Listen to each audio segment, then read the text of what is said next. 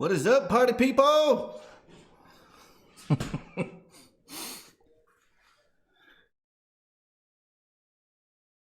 Hey guys, look, there's new folks. Brett Archibald, good to see you, man. And I saw we got the light burner in here tonight. Hello, sir. Welcome to the show. Let's hand out some wrenches.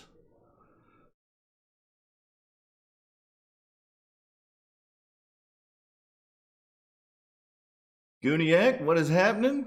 What the fork indeed. It's good to see you guys. How was everybody's weekend? Let's get some emojis in the chat or something. Let me know how your weekend was. Channel 6RC, good to see you.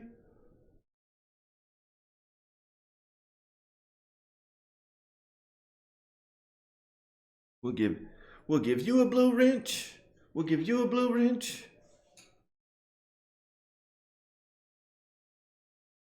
Oh, I got the fly. Y'all may have seen the video. I got to fly this little beast behind me. This little HAVOC.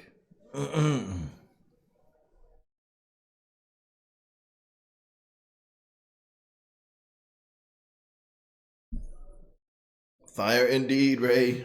Fire indeed.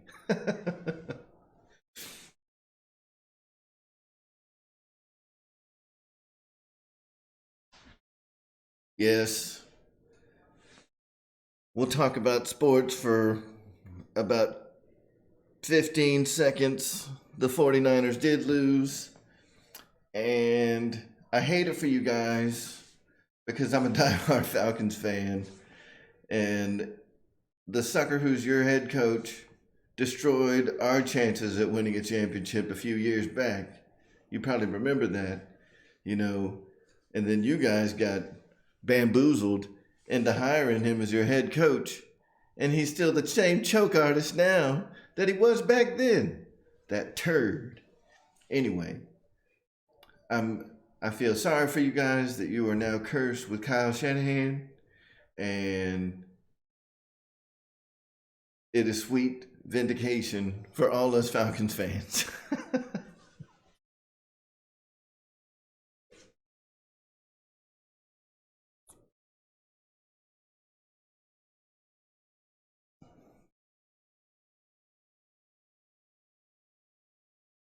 Joy and Joe B, welcome to the show. We're going to throw a wrench at you. George, it wasn't just the second half, man.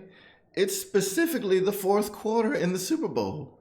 Kyle Shanahan sucks in the fourth quarter of the Super Bowl.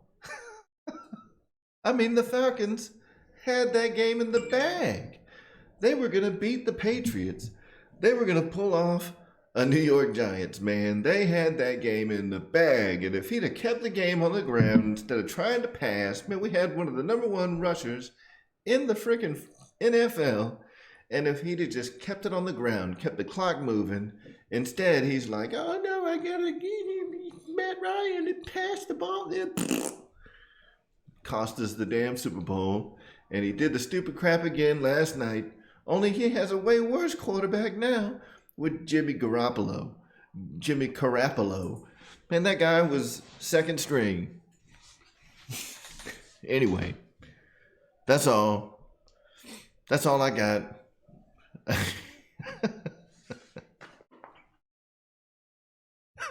obviously not in the NFL, so I can't be talking smack about Jimmy Garoppolo. He's a way better quarterback than I am.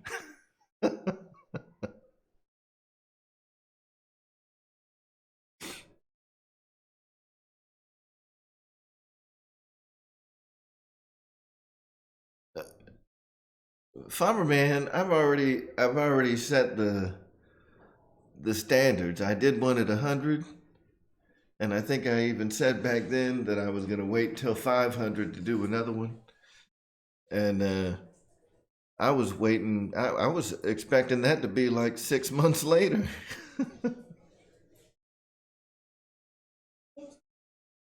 That's cool. Oh no, Bledsoe. That's true, Shadow. That's true. I may be at 500 by Friday. Man, at this rate, it's freaking blowing up. This place is blowing up, and it's awesome, and I love it. And I gotta figure out like new stuff, cause well, you know, I do got that Mustang coming, and my terrible English. You know, my English ain't the best, but I do have that Mustang coming, and that's gonna lend itself to a lot of content because I can go ahead and get started with finally getting all I'm finally going to have all the smart ecosystem at the tip of my hands, or at my fingertips, tip of my hands, and I'll be able to make some pretty good content. But the AR-637 that comes with the Mustang is locked down right now. They don't have the new firmware out for it yet, and they don't have the ability to program it. So all of the forward programming features are locked out, and that's bull. So I won't be able to do everything that I want to do with it, but I'm still going to be able to do some pretty cool stuff.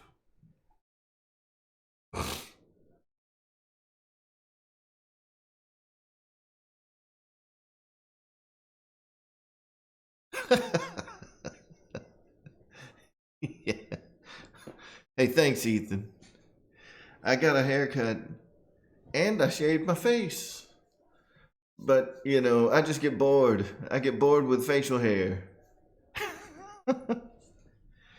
I'll grow it out for a few weeks, and then I'll cut it, and then I'll grow it out again, and then I'll cut it.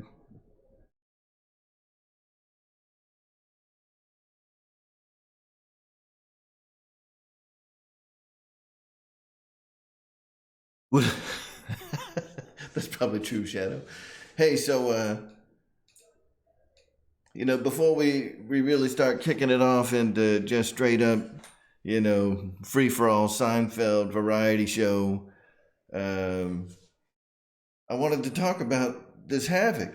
Um, how many guys have a How many guys have a HAVOC? Have a HAVOC? That's hard to say.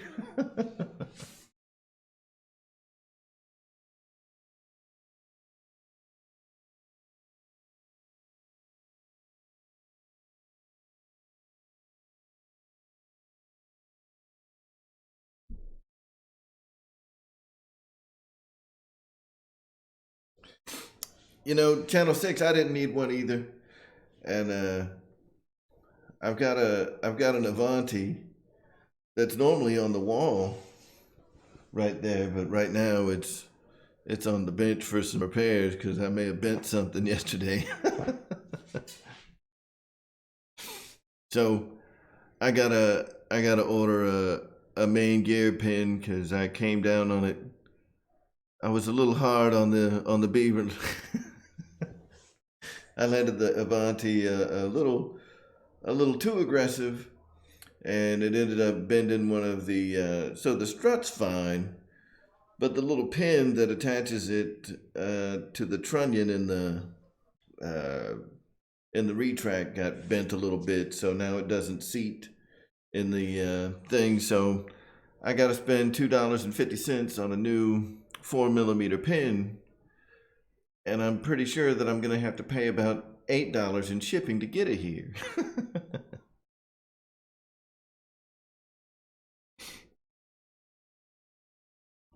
Ethan, that is a lie.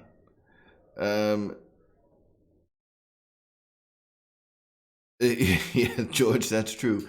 Ethan, here's what I'll say. The Avanti, in my opinion, and everybody's got their own opinions. They're like buttholes, and everybody's got one. Um, and they all stink. I like the way the Avanti flies better. Um, The HAVOC is probably a little bit faster, not by much. We're not talking like, unless you had both of them in the air at the same time, you wouldn't really notice. Um, but the HAVOC has some tendencies. The Avanti's wings are a little bit longer, so it's a little more stable. Um, Again, just in my opinion, the Avanti's got about I want to say about a 48-inch wingspan, and the HAVOC is about 41. But that extra 3.5 inches of wing on both sides makes a big difference. And at the tip of the Avanti's wings, they're kind of swept up a little bit, which gives it, a little bit of like a winglet effect, and it just makes it handle better. Now, when you've got the HAVOC and you're flying at high speed, they both fly pretty similar. But it's that low speed characteristic where I think the Avanti just whoops the HAVOC. The Avanti carries low speed flight much better. The HAVOC will, tip stall on you. It will get a little squirrely at lower speeds. So you got to carry a little more speed with it, which is expected. But it's still a fun jet to fly. I'd say if you have an Avanti, don't bother getting a HAVOC. If you have neither one and you want a sport jet, I think they're both a good choice. And it really just depends on which one you think looks better. Somebody that has the HAVOC and doesn't have an Avanti, I mean, you're certainly going to enjoy it. But when you have both, you get spoiled, just spoiled rotten flying the Avanti. It's such a great flying jet.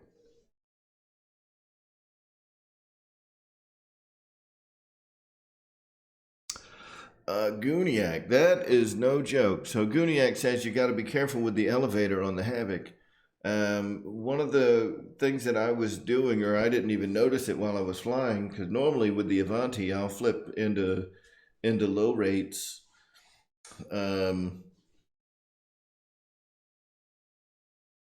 I'll flip into low rates and fly almost the whole flight in low rates. And it flies awesome, and you've got plenty of elevator authority to land the plane. You got plenty of elevator authority to fly.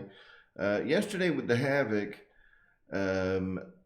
on probably the third or fourth flight that I did, I started the flight. No, the maiden was all in high rates the whole flight, which I was kind of amazed by. But you don't have anywhere near as much, elevator and aileron travel as you do in the Avanti. The travel on the Avanti is insane. If you're flying in high rates, I mean that thing is just,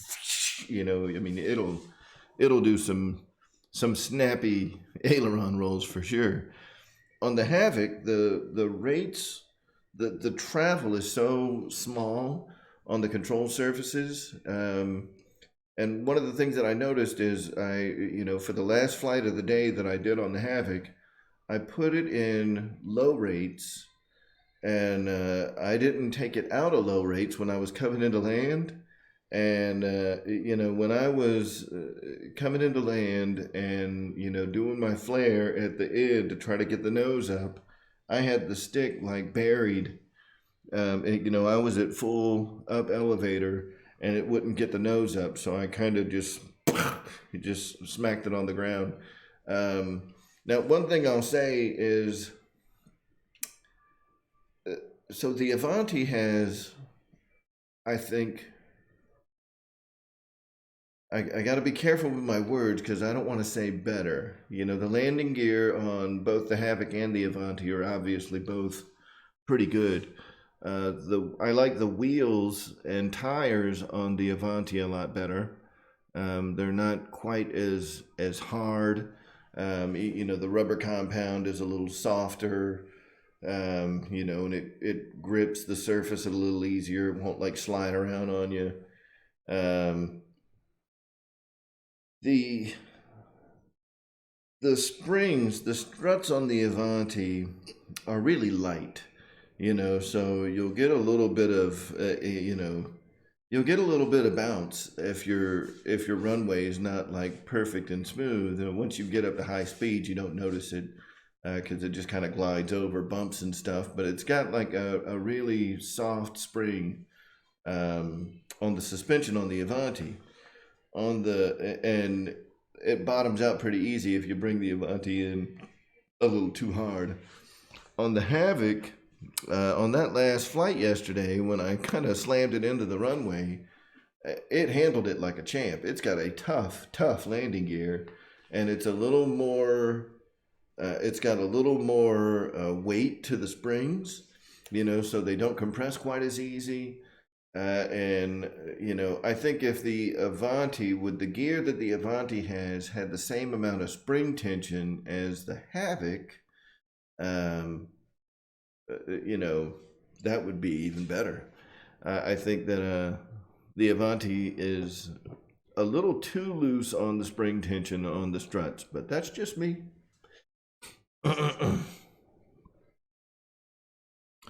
Ethan, the Avanti is absolutely better on grass.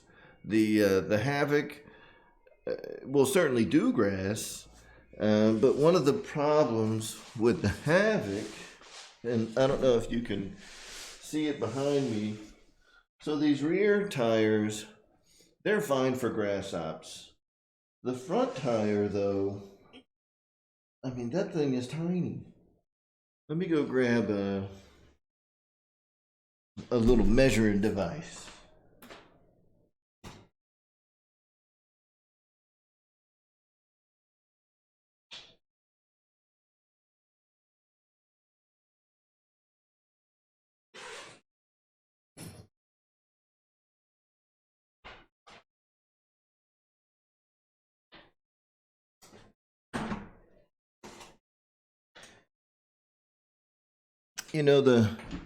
The front gear on the HAVOC might be smaller than the front gear on the Viper.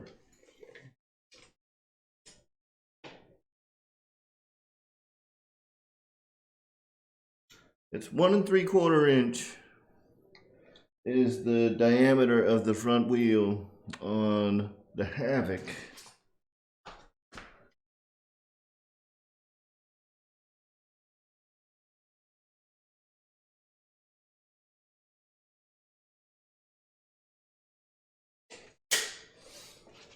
Yeah, and that's about the same size as the front gear on the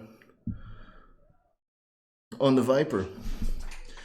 Yeah, Randy, that was pretty funny. I don't know what happened, man. All the other flights were fine taking off. It did get a little squirrely on me on the takeoff on the maiden flight. I have no idea how or why. It just decided to, go to the left a little bit, and I had to correct it. And at that time, it was already starting to, to lift up off the ground. So I just gave it a little up elevator and, took off. But man, that thing got crazy.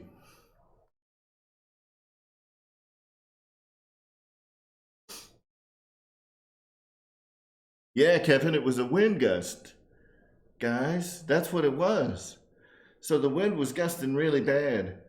But I'm pretty sure on that flight, it was coming right down the runway. So, anyway, yeah, I like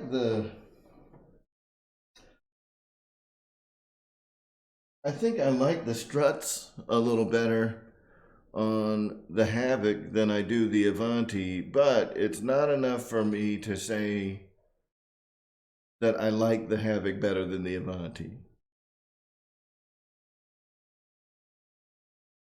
Oh, Brian, that field is crazy. So the wind does a lot of weird stuff at that field because of it being like a giant, like a giant, you're surrounded by trees on all sides.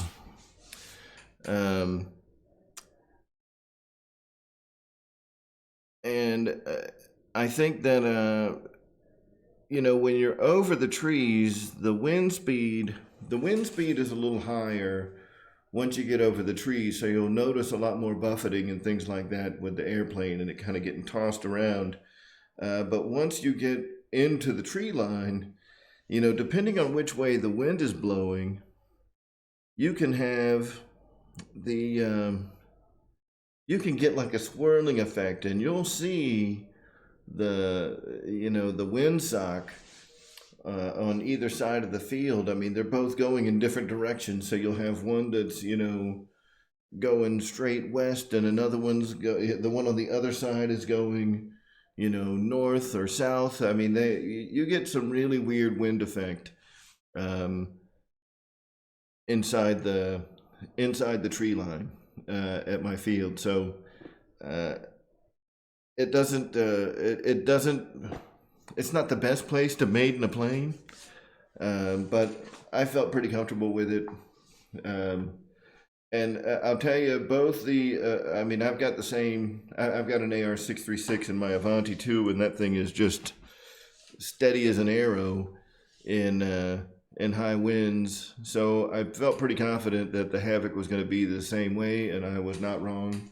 And it was definitely getting thrown around. You could see, the airplane just kind of getting tossed to the side one way or the other, and the AS-3X was just getting it right back on track. So, even I think probably above the tree lines, we were probably getting, 20, 30 mile an hour gusts up there, and it was fine. So that's one thing I'll say is the HAVOC does have excellent, the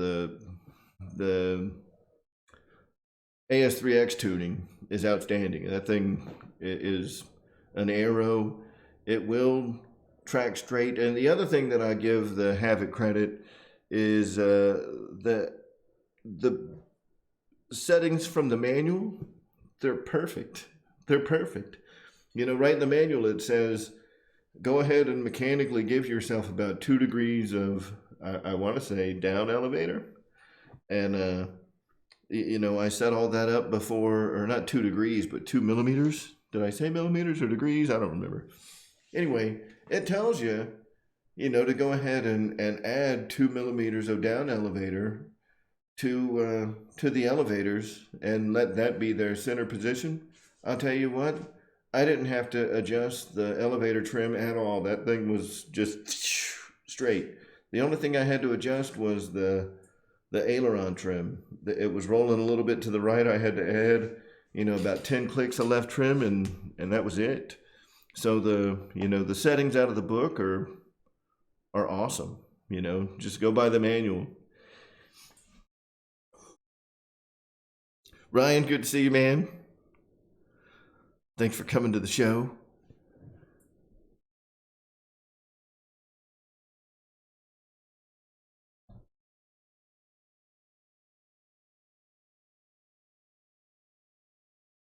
So, how many of you guys have watched that maiden flight video? If you haven't seen it, just go watch it and fast forward all the way to the end of the video and watch the last couple of minutes, because everybody needs to see what Gooniac was able to do with this thing. It's pretty awesome. I could hook up a battery and all that stuff, but man, it's a pain.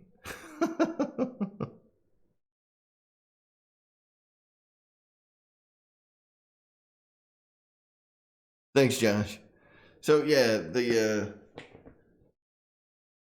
I don't have a spare. What do they call that? I don't have a receiver battery. I don't have an external pack because I don't do gas planes. So I'm either using the BEC that's built into my speed controls, or I'm using an external BEC to power my receivers, and I don't have a spare ESC or BEC laying around to power the thing up and get power going to it without powering up the ESC, if that makes sense. So the only way to show off the Afterburner is to let the EDF run, and that's another thing that I'll say is I think that the EDF unit in the HAVOC is probably better than what's in the Avanti, at least the version of the Avanti I have. I haven't run one of the high performance versions of the Avanti yet. You know, the one that I've got is an Outrunner motor on a 9-blade EDF, and this thing is running a 12-blade 2000 kV in-runner. So it has a lot of punch, and it doesn't take as long to get back into the throttle. Like you know, I'm not saying that the 9-blade unit is inferior at all, but you can definitely you can feel that extra thrust as soon as you put it on with the HAVOC. It'll get up and go, man. That is a fast little plane.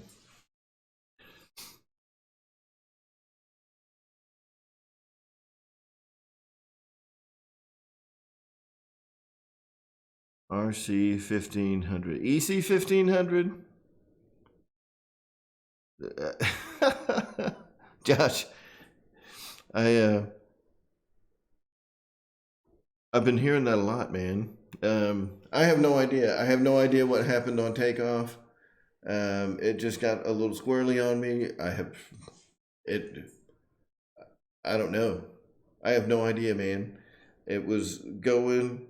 I was applying, you know, it wanted to go to the right anyway, so I was applying a little bit of left rudder. I guess I gave it a little too much, and that thing went like whoop. Maybe I tapped the sticker. I mean, whatever happened, it was my fault. I know that the plane didn't like do any weird stuff. It just freaking it got squirrely.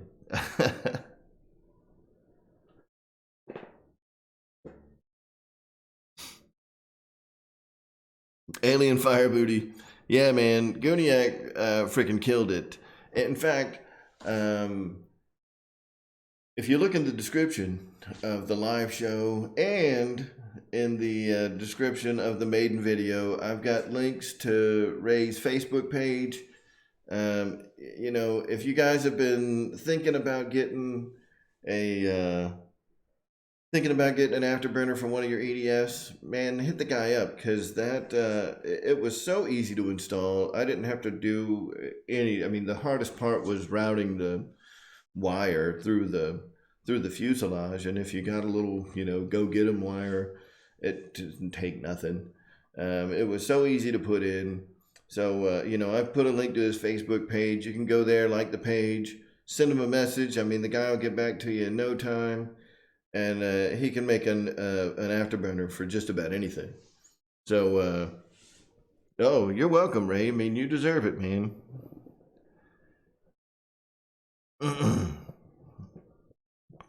Yeah, that thing is awesome. It was awesome. It was super easy to put in, and now, you know, now that he knows how to pull off green ones. Now you can get like whatever color you want. You can get green, purple. I've seen them with a purple one.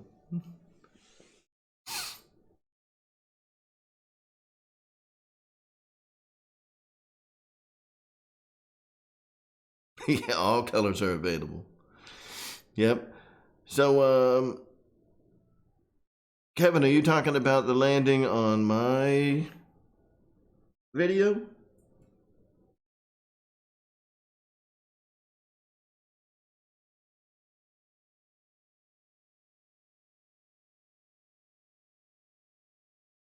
Oh, the landing was fine. It was the takeoff.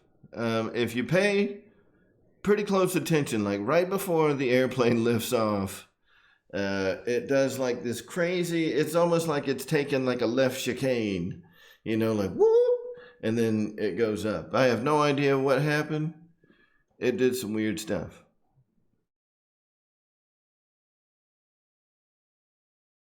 Yeah, I got jiggy with it all right. It got a little crazy. The landing was fine. Um, I was pretty happy with the landing. And considering, we don't have a lot of room at our field to really set up for a landing the way that I'd like to.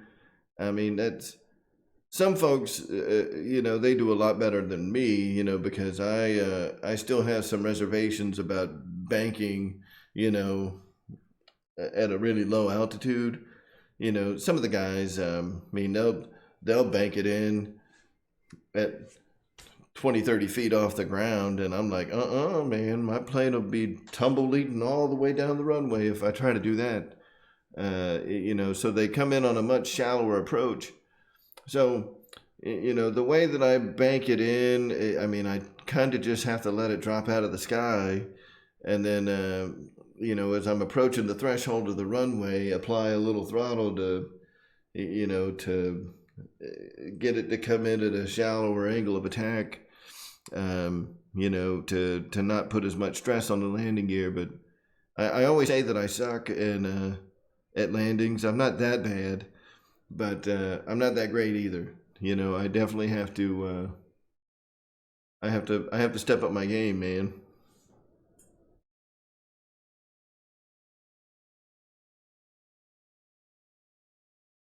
Sorry, guys. I'm trying to look through the chat. I need somebody here reading chats and stuff so they can see when questions come up, so I don't look like I'm not paying attention. Kevin, I do. Yeah, CCRC is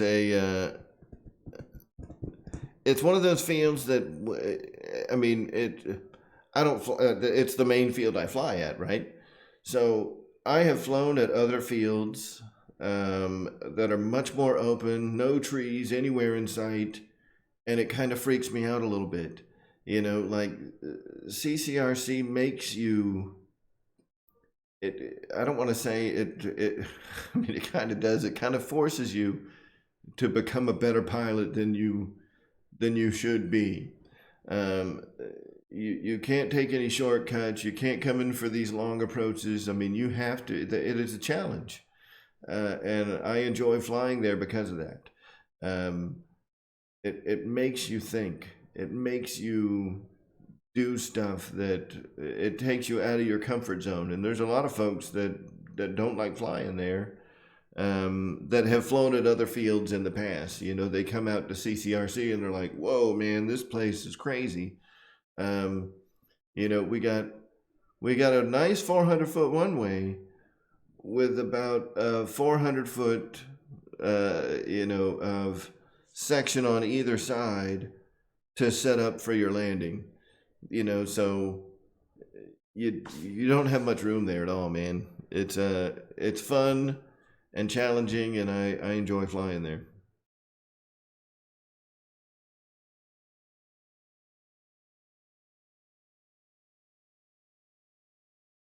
So, what would be the challenge of doing an afterburner on a 64 millimeter plane? Is it just too small? Are they too big of a pain in the butt to attach the light unit to the EDF unit?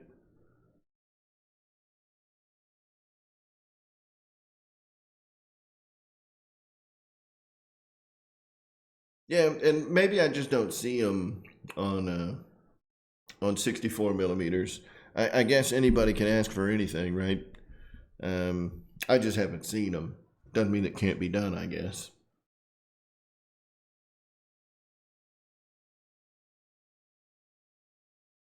So, Amy's upstairs watching TV.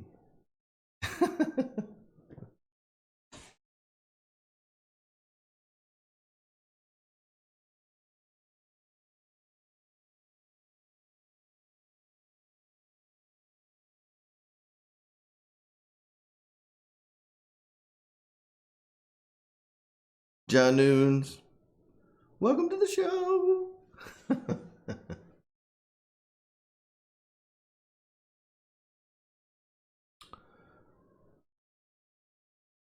Yeah, I do have. The 64 E flights are, those are outrunners. I don't know why I thought they were in-runners. They'd be tiny little in-runners.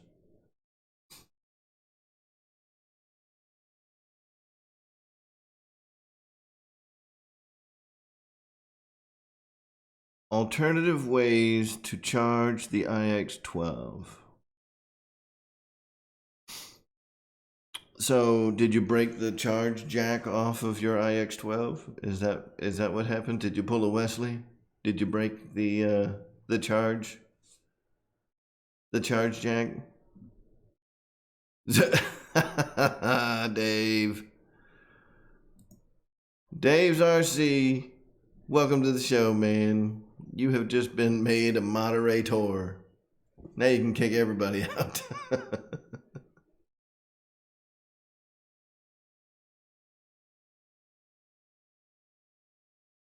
Left the adapter. The power adapter or the... Did you leave the power adapter in another state or the cable?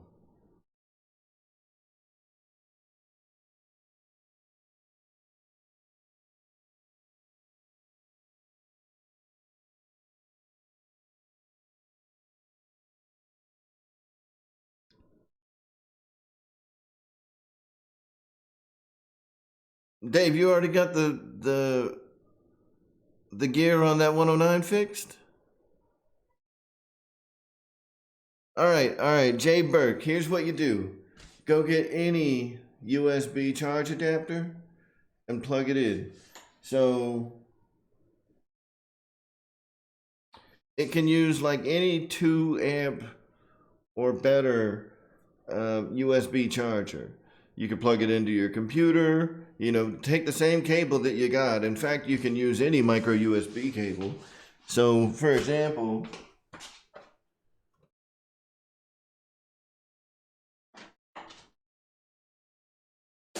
this is a micro USB cable for like an old cell phone. It's plugged into a phone charger that you can't see plugged into the wall. I mean, it plugs right into the iX-12 and it starts charging right away, man. So yeah, you can use any like old Android phone charger. It's just a micro USB, man. It'll work.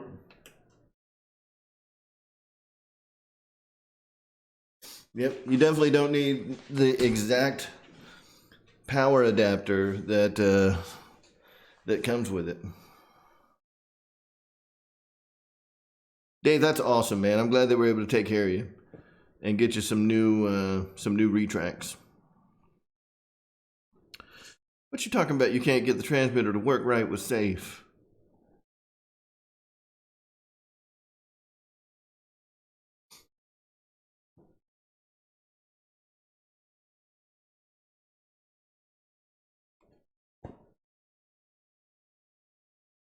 Dave, you trying to use that DX8?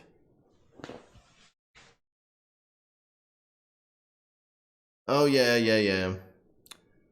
Man, we'll get you hooked up. Hey, look, man. Yeah, Dave. Dave, are you on your phone right now? All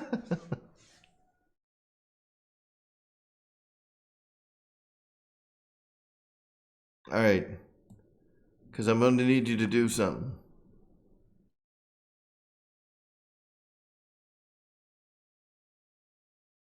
So I'm going to resend an email that I've sent to you like a dozen times. Shadow, we'll get him hooked up.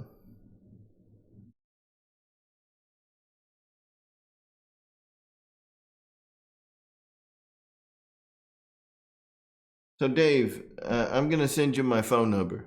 Just give me a call. Give me a call after the show, or fuck it, give me a call right now. We'll put you on the air.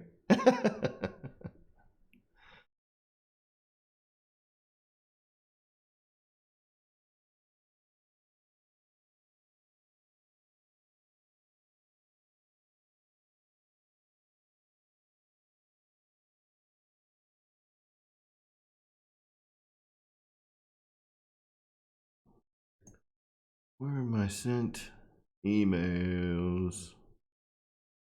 It's king_g_1 @hotmail.com, right?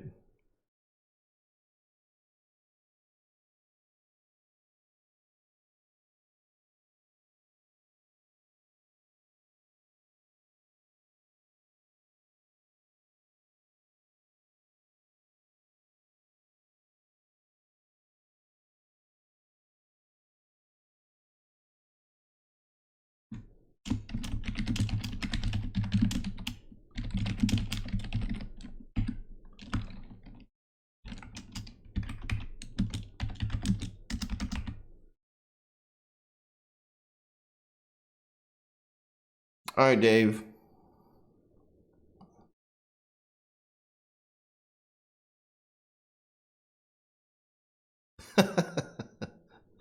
Hey, I just sent you my phone number in an email. So give me a call, man. We'll get your radio hooked up. We'll get it working. Whenever you are ready, sir.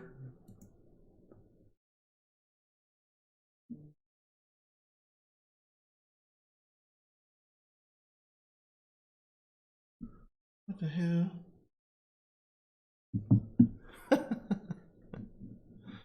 Sorry, I'm trying to get back. Oh, damn.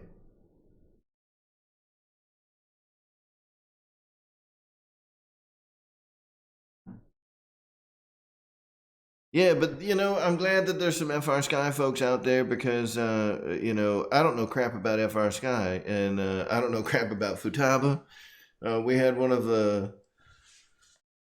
guys that was one of my students at the field. He's got a Futaba radio, and he was trying to figure out how to do something. I think he was wanting to do like Expo or something, or change. He was trying to change like which switches did what. He wanted to reassign the switches, and I had to like be like, I don't know. I have no idea, man.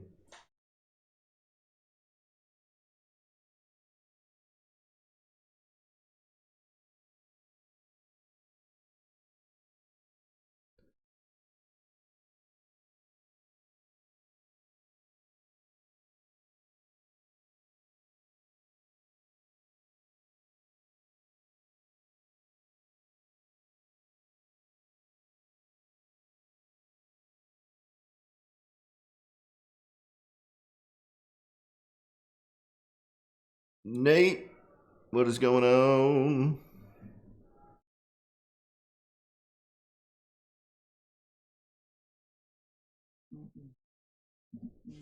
Uh-oh.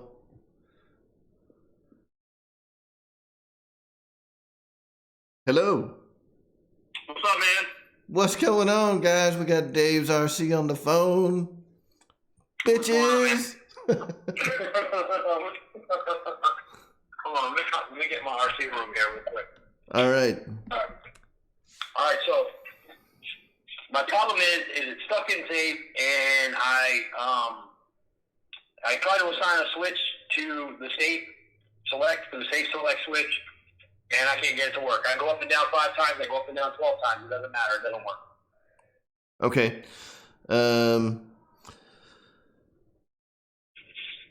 In the channel, I think it's channel select or some shit like that. Hold on. Let me grab my DX6.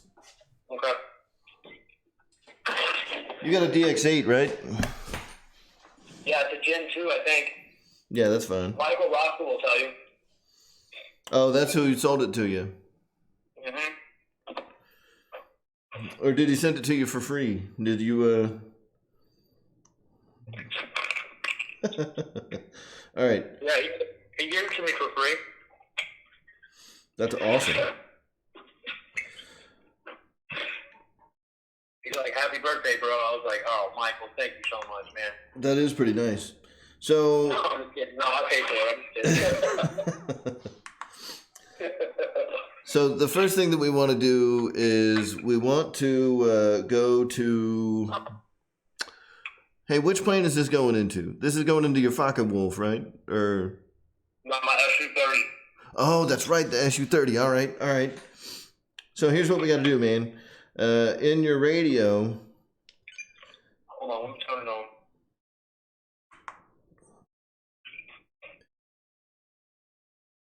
I'm eating ice cream right now.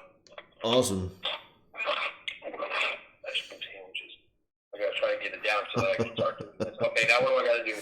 Dude, you're never gonna get skinny eating them shits. All right.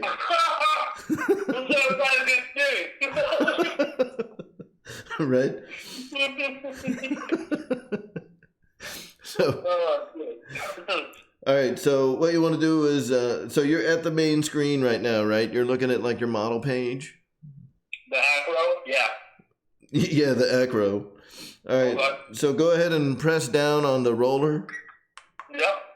And then scroll all the way down to the bottom till you get to system setup.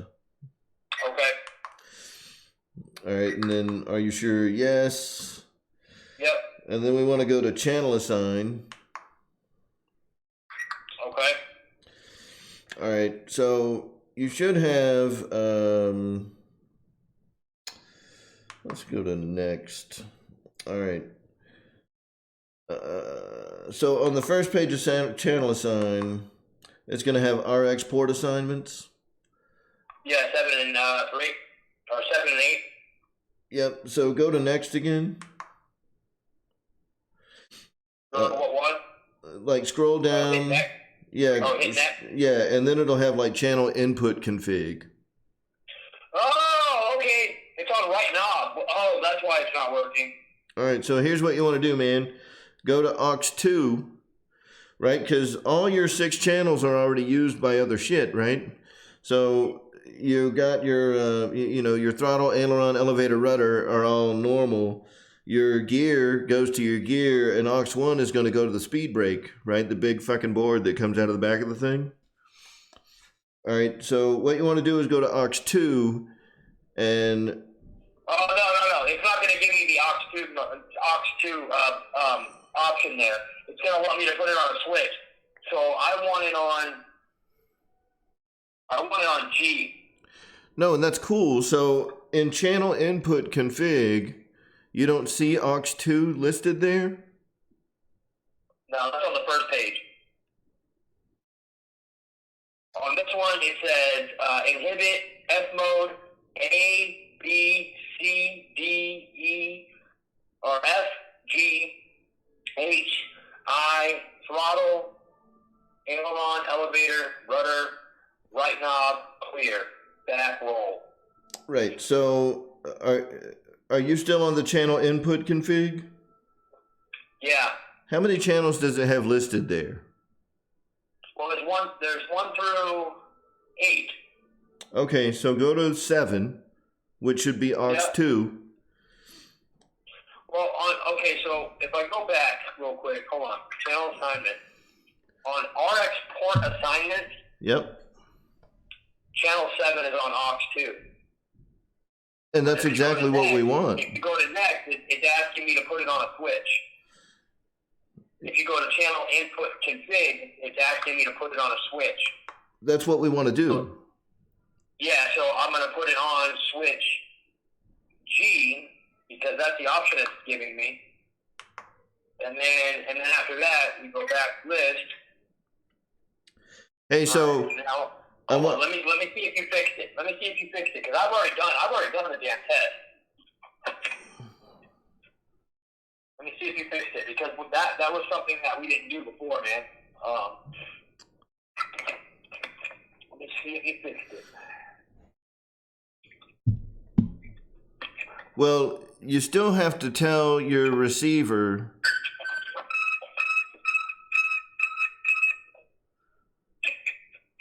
You still have to tell your receiver which switch you want it to be, right?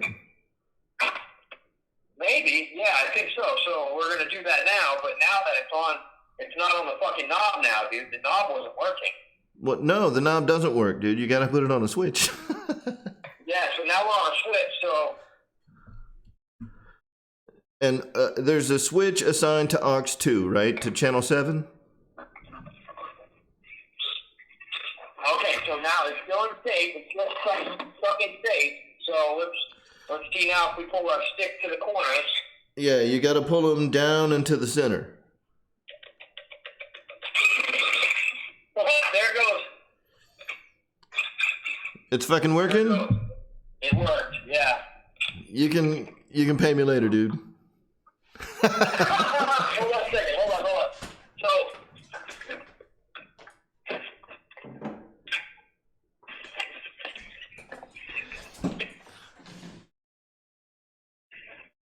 I think we got them hooked up, fellas. so what is this? What Eric was telling me that safe doesn't kick on until you're like at what 10% throttle or something?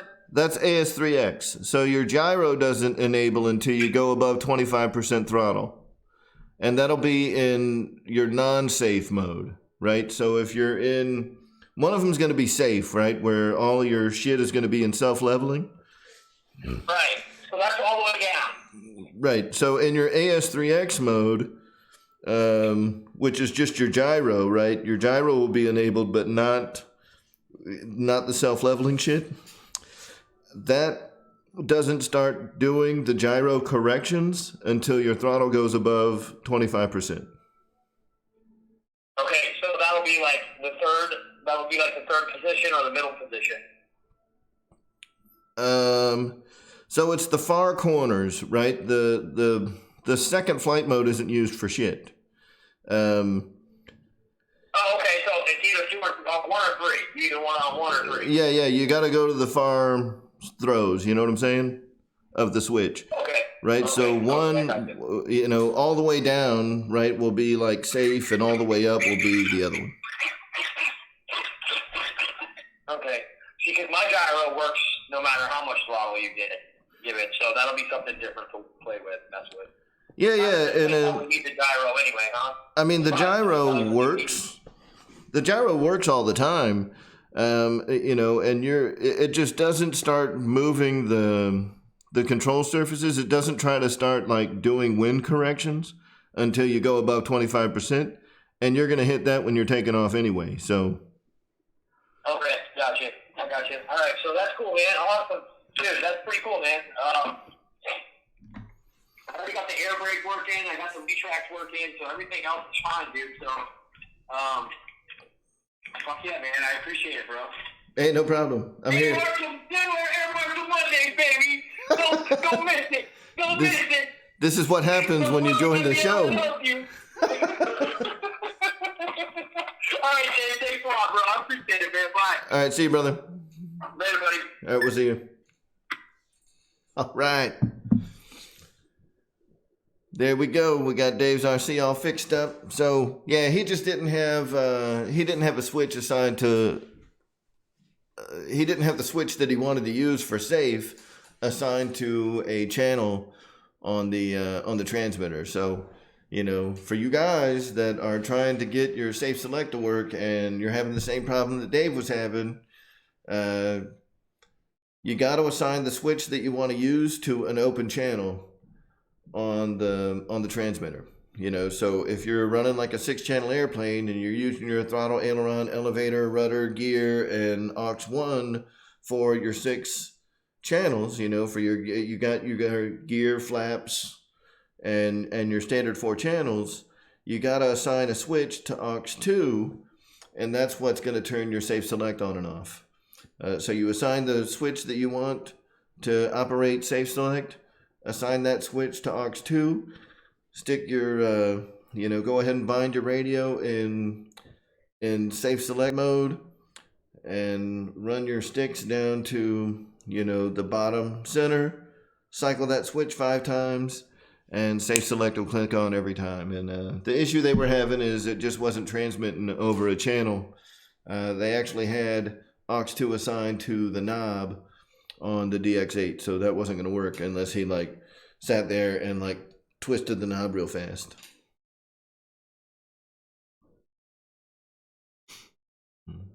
So we got him good to go, man.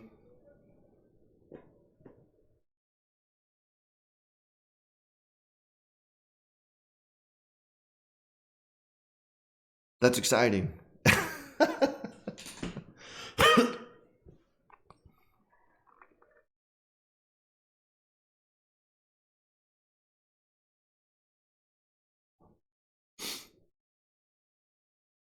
We got.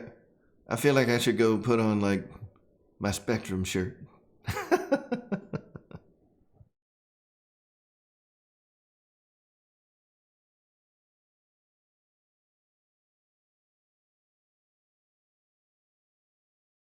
Yeah, TNRC. It is. It is in the manual, um, but it's not as intuitive as it could be. That's for sure. It's they tell you, you know, like assign it to an unused channel. Like, well, I don't get it. Which channel's not being used?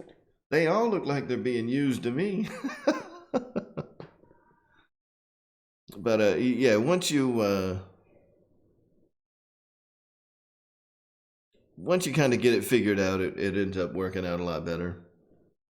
It's not it's not like difficult, but they could be a little, you know, they could use some better English. They got Chinese people writing the manuals, man.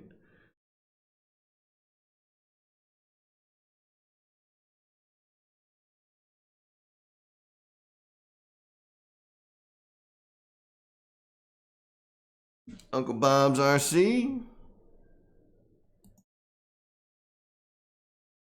Yeah, no problem. Thanks for stopping by the show.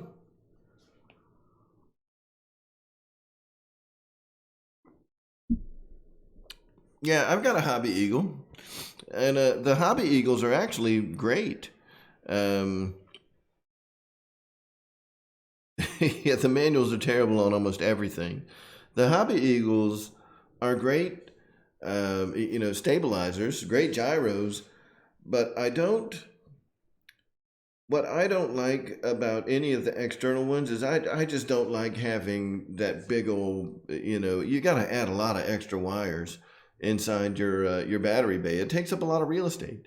So you know, and that's why I always have preferred, you know, the AR636 or even like the RX600 SP, or any of the like the Limit RX gyros, the FR Sky gyro receivers. Um, you know, those to me are a better alternative than using an external gyro because you don't have all those extra wires, man. Um, I just don't want them. I don't want a bunch of extra wires all over the place. It's a bunch of garbage. But other than that, I mean, I've used the Hobby Eagles. I've got an A3 Super 3 Hobby Eagle gyro in my F18 back here, and it flies outstanding. I just don't. I'm probably going to pull it out, um, you know, because I'd rather have an AR636.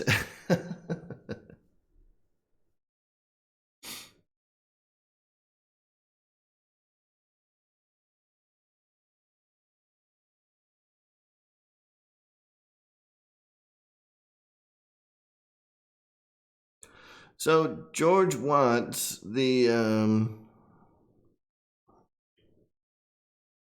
what I would like for bigger planes, on the power safe receivers that you can get from Spectrum. So like the 12 and 20 channel power safe receivers, you can add an AS3X. I think it's an A3000 AS3X gyro module that just plugs right in, and you do everything through forward programming, the same way you do with like the AR637s.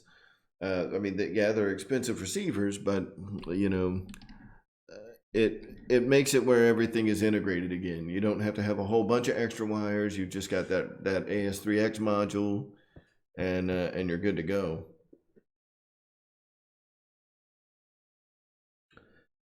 Yep, and I have. Is that for like turbine planes, George?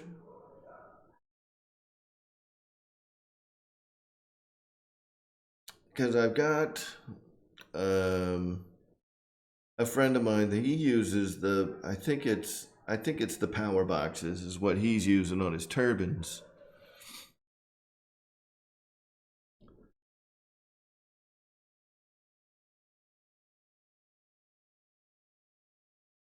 So I have a silly question to ask because I don't have any, you know, giant scale planes or turbines. Is it the amount of power that you need on the bus of the receiver, to run all of the servos? Is that why you have to have like these bigger, more elaborate, receiver setups? Can the smaller receivers just not handle the amount of current that you have to pass through to the servos?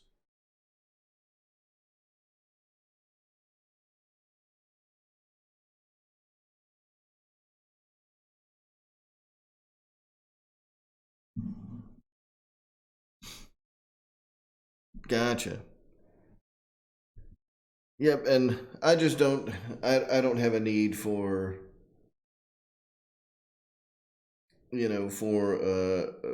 receiver like that right now because I don't have any. I don't have any big giant scale or turbine jets. All my stuff is all foamy, so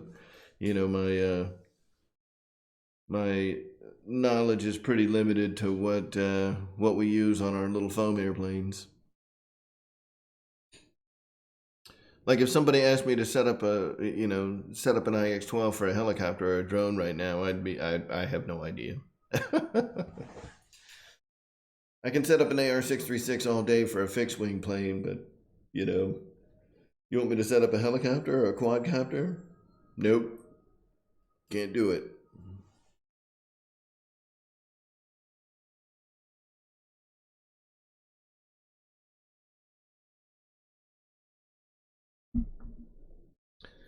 Yep, Uncle Bob, and that's kind of how I felt about it too. I noticed the difference between how,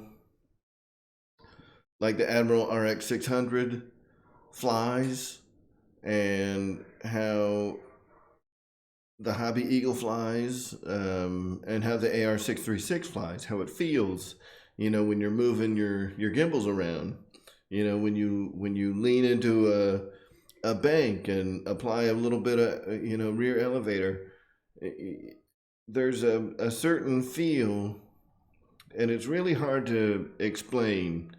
And any of you guys that have played guitar before, you may understand this analogy that I'm trying to throw out there. But it's like trying to explain the difference between a solid state amplifier and a tube amplifier to somebody. Like the tube amplifier feels better. It may sound similar when it's coming through a speaker, out in the crowd. Those folks, they'll never understand the difference, but to the player, you can feel the difference between a tube amp and the way it responds and a solid state amp and the way it responds. And that to me is kind of how I feel when I'm flying a Hobby Eagle compared to an AR-636. The AR-636 is like, playing through a tube amp, and it just feels a lot more natural. And the Hobby Eagle, it's adding a little something in there somewhere, and I can't quite put my finger on it, but it just doesn't feel the same.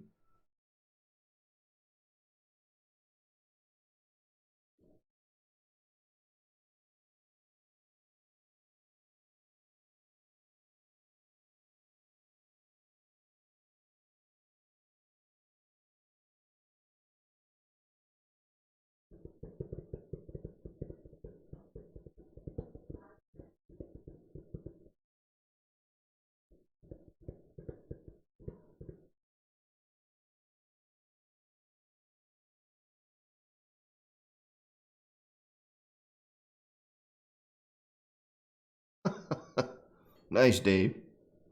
Yeah, don't try to take it off inside your house, man. I don't think it's gonna work.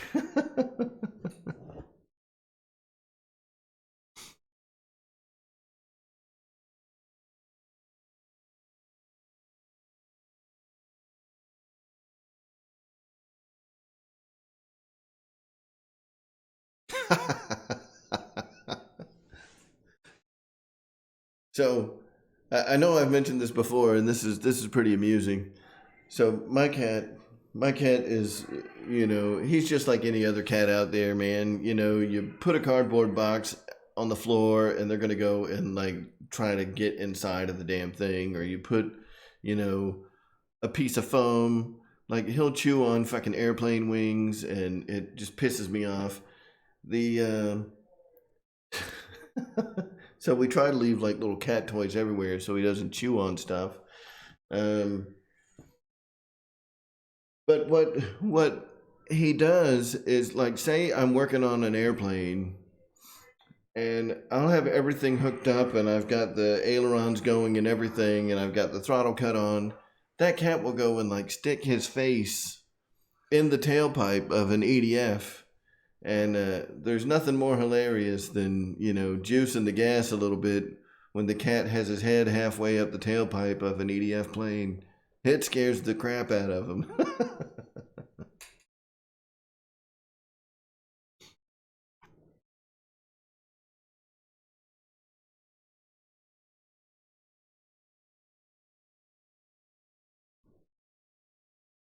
Dude, it's awesome.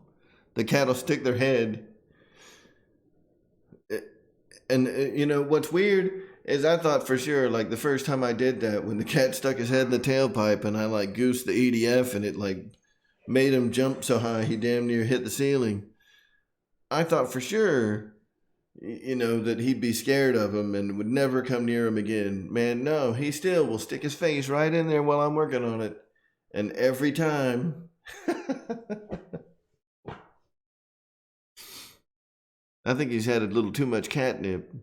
Like the part of his brain that remembers scary stuff like that is gone.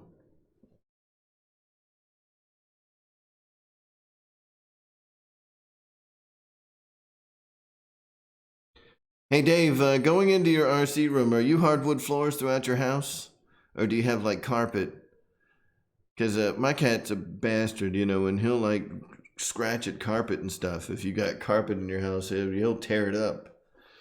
But I found these awesome things on Amazon that we have in our house, and they look so stupid. Sorry, we're talking about like keeping cats out of your.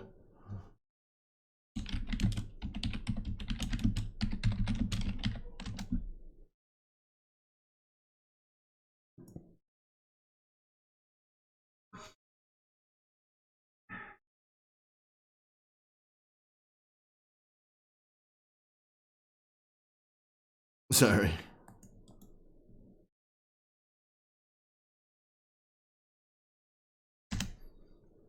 Yeah, check out that Amazon link, man.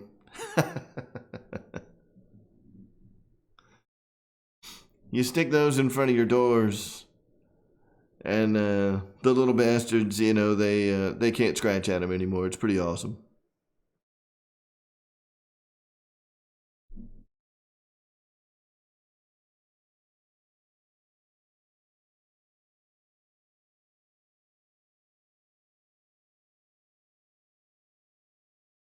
So, if you got a cat that's trying to like get into your RC room or your bedroom or whatever, you know, stick that in the doorway and it'll stop them from tearing your stuff up.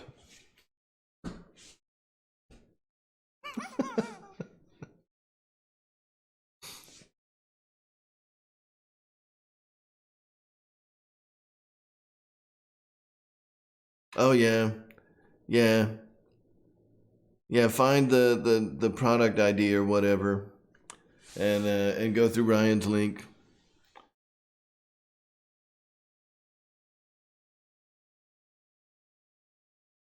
Yep. All my RC stuff is just down in the basement. There's nothing to keep any of the animals from getting down here, which is kind of a pain in the butt.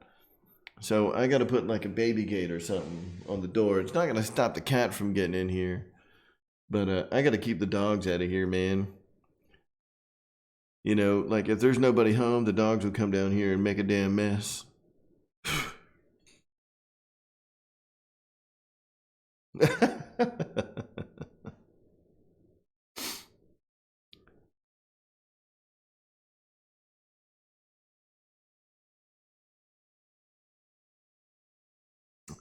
So, George, what's cool, well, not cool, but the interesting part is the dogs don't mess with the planes. Um, the dogs will just come in here and like drop a load off in the room, and it's like, mother trucker, you just went outside. Like you just went outside and then you had to come into like where my RC stuff is and poo in that room. Like, man, I'm in here trying to work. you can't be you can't be pooing in my workshop. And yeah, so I got a big wide door, leading into this room, and I think I can get like a baby gate with like a door in it, right? Don't they make those like a baby gate with a door in it? I know, George, man, I should be more appreciative of the dogs, leaving their gifts for me. I should just be happy.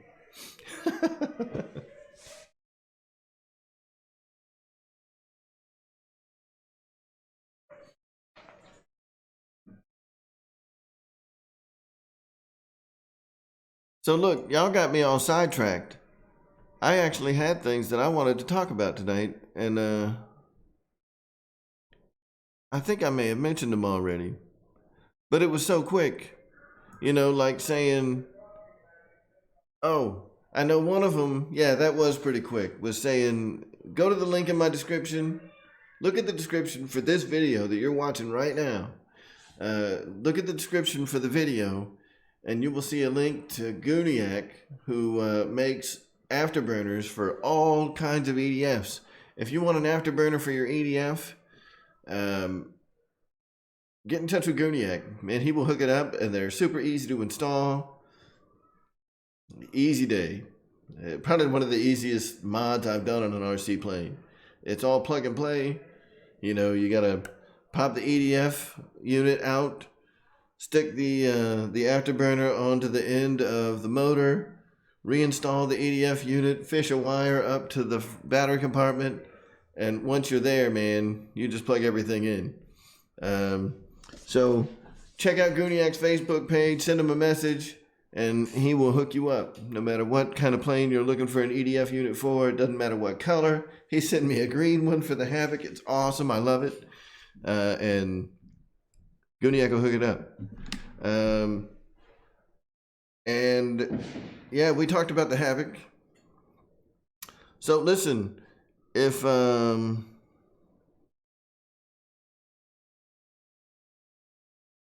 does anybody have any questions about any of the stuff that I have been releasing lately?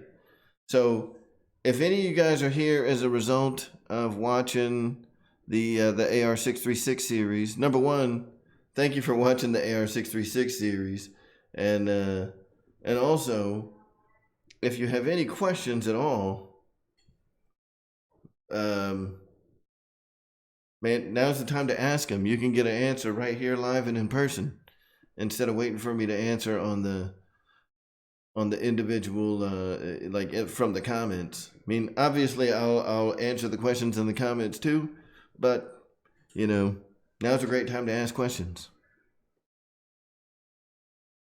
What you got, RC Stinger? You got a question?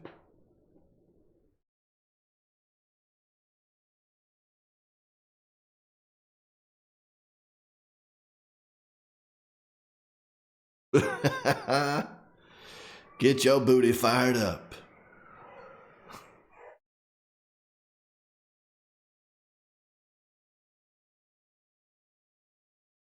Now, thanks. I think I saw you on Pilot Ryan's show. I know that it says Lisa Keller. That's not your real name, is it? It's not Lisa Keller.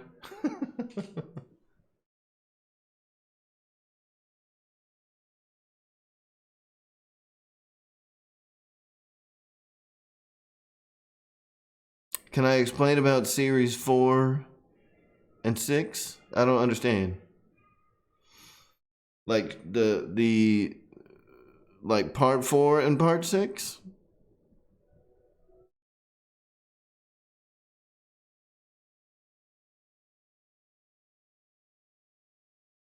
Mike Keller, that's what I thought.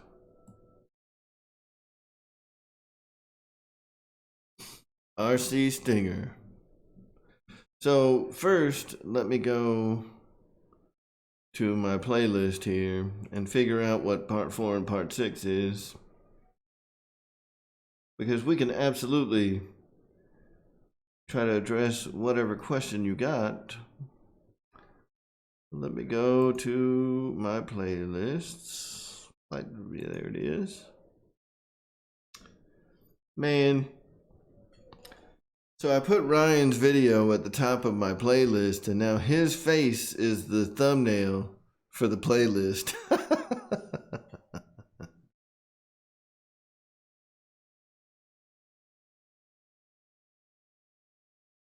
Thanks, Gooniac. You know,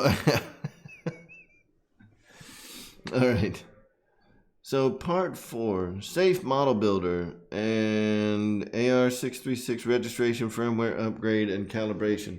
All right, so is that what you were wanting to know about, RC Stinger, is the safe model builder?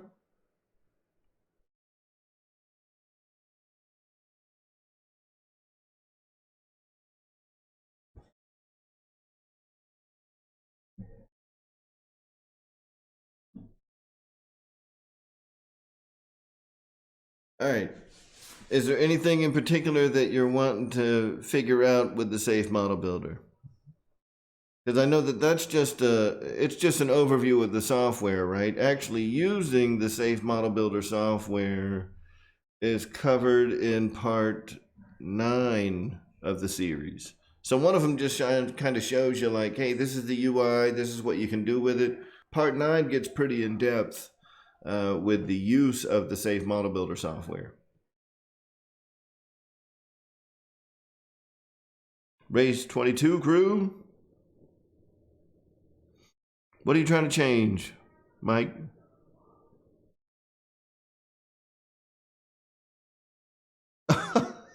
You want to change your name? Yeah. I don't know how to do that.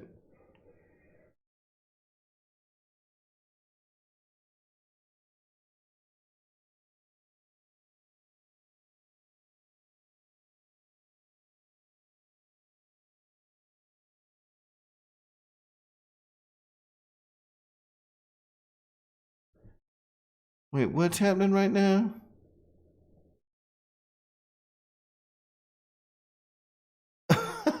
Yeah, Dennis. What kind of insanity is required? You know, Shadow brings up a good point that I was in the Navy and I did serve on attack subs. And that takes a pretty that that takes a little certain amount of insanity. You know, to be able to do that and to keep doing it for 20 years, you know, that's where you really know that you're special.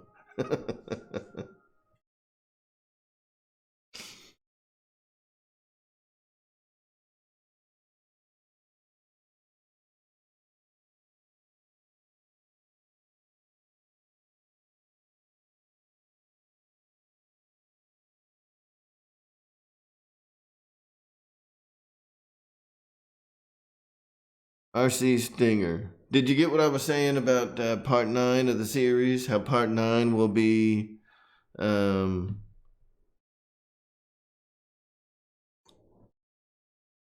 you know, a more in-depth look at using the safe model builder that you were talking about on part 4. You know, so I'd rather you watch it. I know it's 20 minutes, and I know that waiting.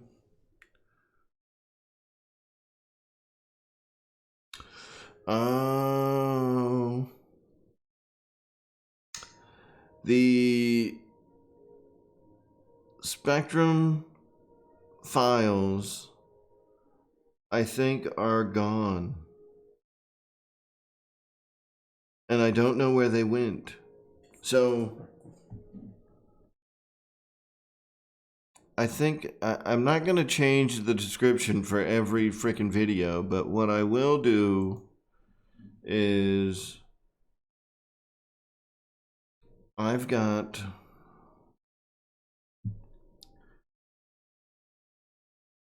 in my little thing here, hold on a second.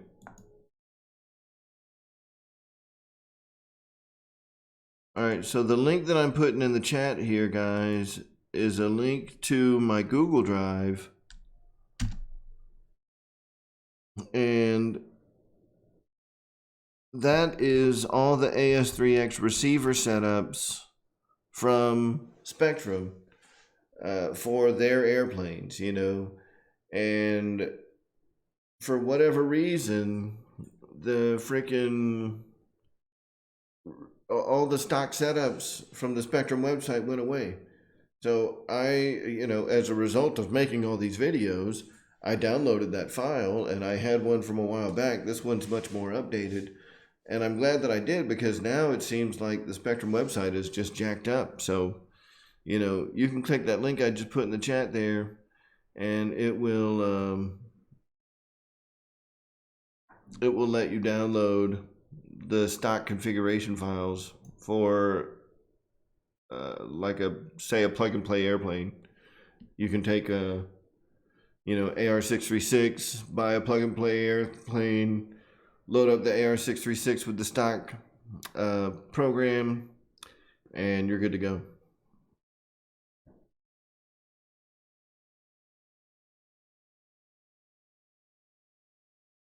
Man, you know,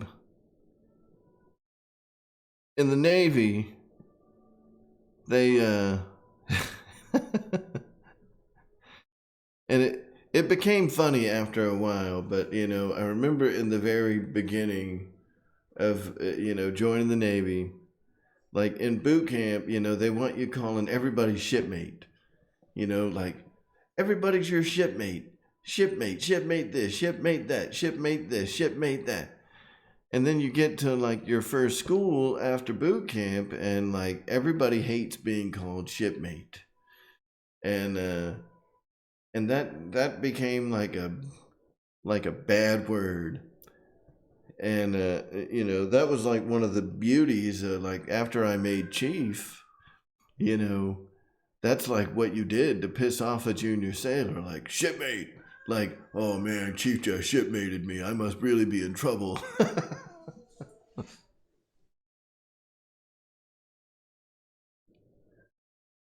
I just got shipmated.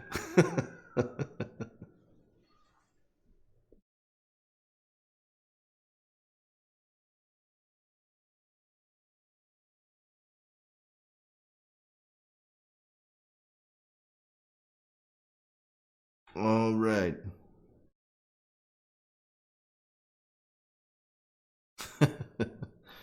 So, RC Stinger, did you have any other questions? So, Wayne, one of the nice things on submarines is the showers on submarines are like, they're basically upright coffins with a water spout at the top. You know, so there's only room for one person in there. I mean, if you wanted to try to get somebody, I mean, if you drop the soap, good luck getting, reaching down to grab it anyway, because you ain't got enough room to bend down. I mean, it is so freaking compact in there. It's stupid.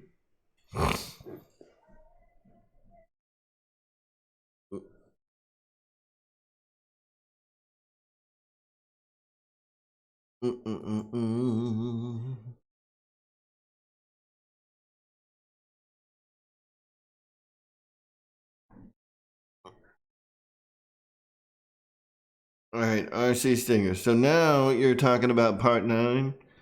So what is it about the safe model builder that you have questions about? Because that's a pretty loaded topic.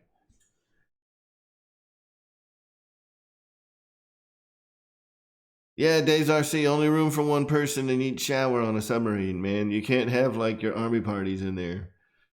You can't get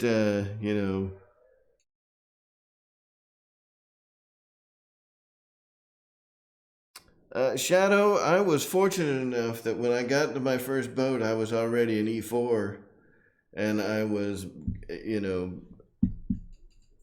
I was already eligible for E5 at the time, so I was more senior than the other guys that, we only had to have so many people hot racking, And as long as you were like on the pecking order of seniority, as long as you were more senior than the number of guys that it took to fill those racks, then you didn't have to hot rack. So I only had to do that for like one underway, which was only about 2 weeks long, and that sucked.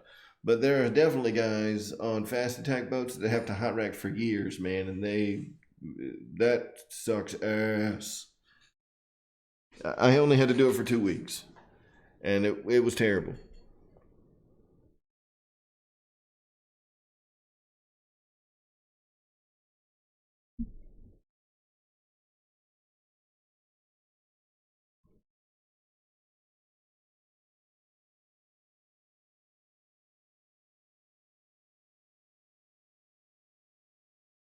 So RC Stinger, the the AR-636 is only has 6 physical servo outputs, if that makes sense. So it can have, I want to say up to 10 digital inputs being fed into it. So you can have, um, a flight mode switch coming in on any channel, all the way up to, I think, aux 5, if I remember right. Yeah, I think it's aux 5. Um, and you've got your 6 physical outputs. So you can't use an AR-636 on anything more than a 6-channel airplane, but you will need more than a 6-channel transmitter to be able to take advantage of all the functionality, if that makes sense.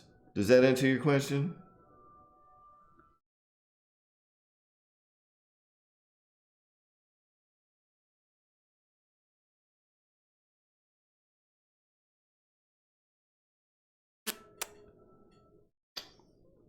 It's nut to butt. Yeah, man. Well, that was in boot camp, man. That was a thing. Anytime you stood in line, you know, one of the damn, we called them company commanders. I'm sure, like in the army, I think they call them drill sergeants or something like that. But our boot camp, instructors were company commanders, and when those guys, like, anytime you were in a line, like if you were waiting to get chow, or you were waiting to go into a building, or you were waiting to go get, go to medical, it was always nut to butt.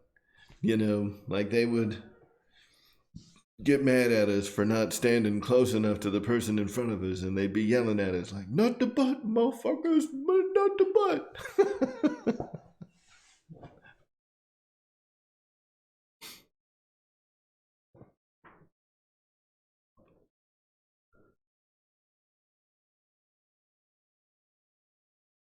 Brian Chambers, nice. So the AR-7000, is that a? I mean, I'm assuming that that's a 7-channel uh, receiver, but is that an old DSM-2 receiver, or is that a DSM-X?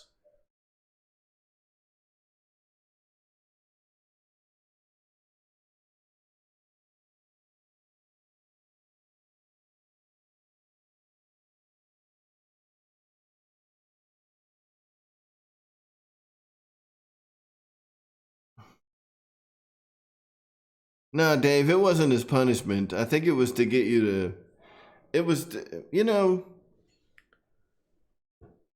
it was one of those things that they used to. I mean, it was something that happened all the time. Now, I will tell you, I went to boot camp in April.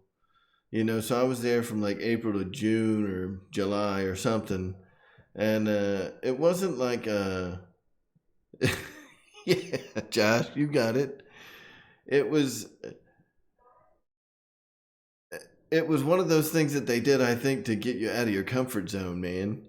Like you're gonna serve on ships in tight quarters, and you're gonna be up in other people's business, and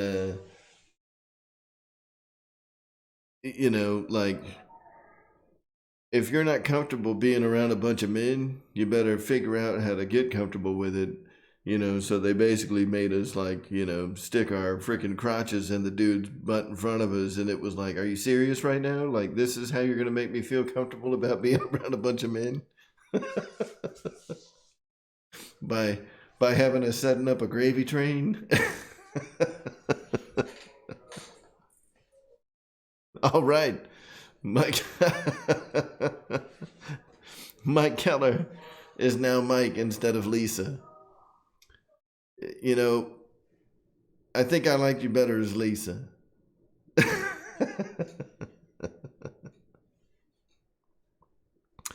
Yeah.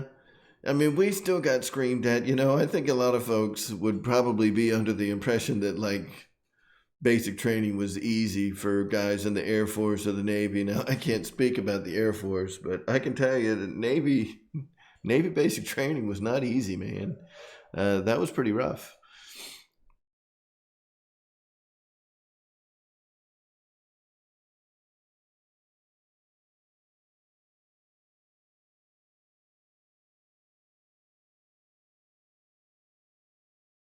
What are y'all laughing about, Mike? That we liked you better as Lisa?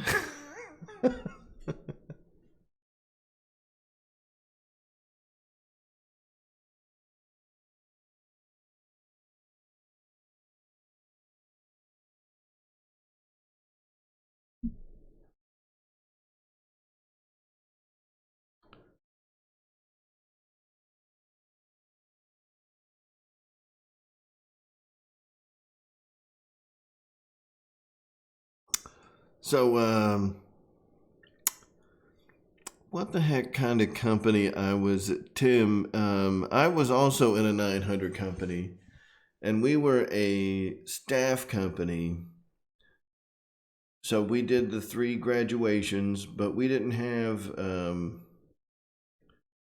like, I ended up being like the recruit review commander for 3 graduation ceremonies at the end of boot camp. So, like, week 6, 7, and 8, I, had to carry a sword around and, like, give all the commands and, like, go and mingle with admirals and crap like that. It was a little awkward. Josh, it was 8 weeks.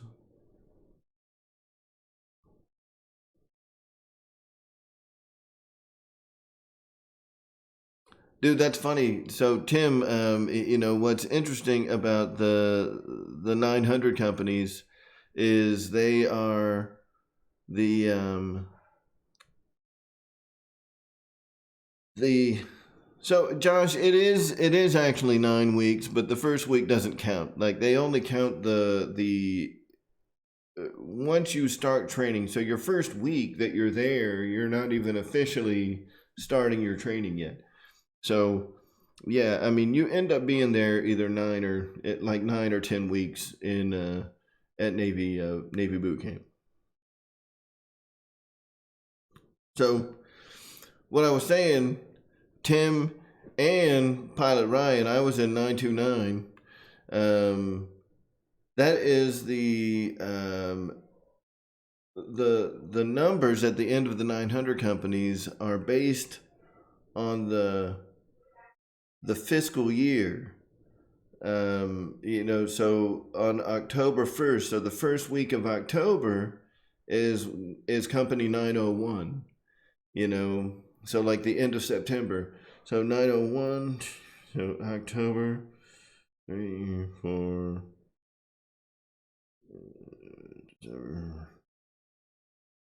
So, Tim, did you start boot camp in like the 3rd week of December?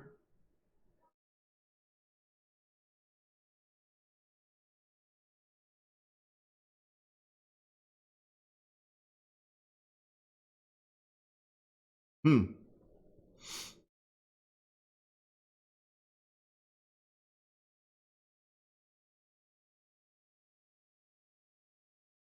Yeah, I have to go and look at that again.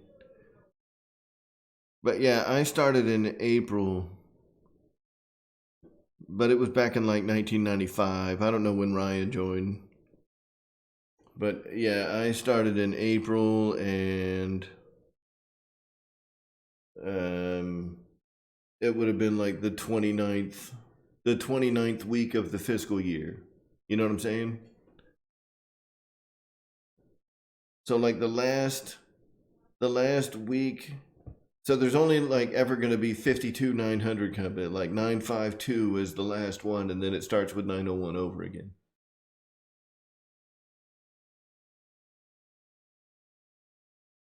Oh, my job wasn't classified, Shadow. I was a fire control technician.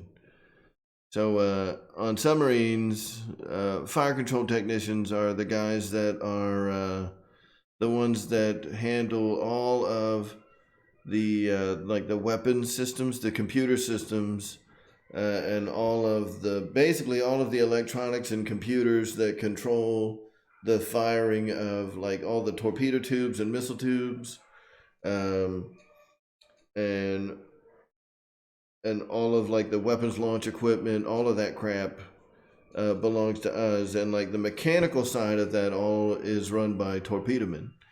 You know, so we did all of the geeky side of it, and the torpedomen handled the mechanical end of it. So like any of your hydraulic valves, hydraulic lines, hydraulic accumulators, actuators, all that fun stuff, that was all torpedomen.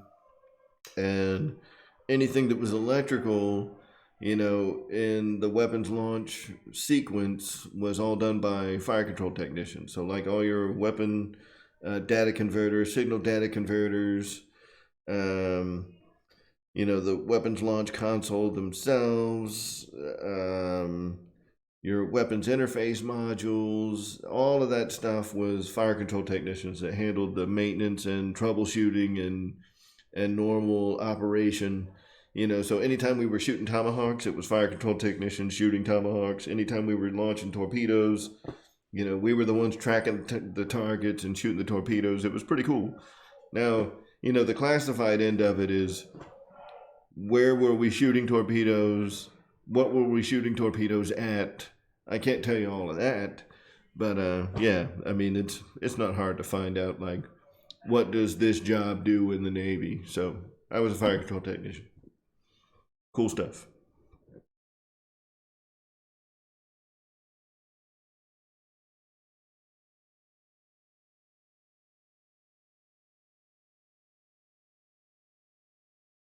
Yeah, Dave, man, 78 was a little bit. 78 was a little bit ago.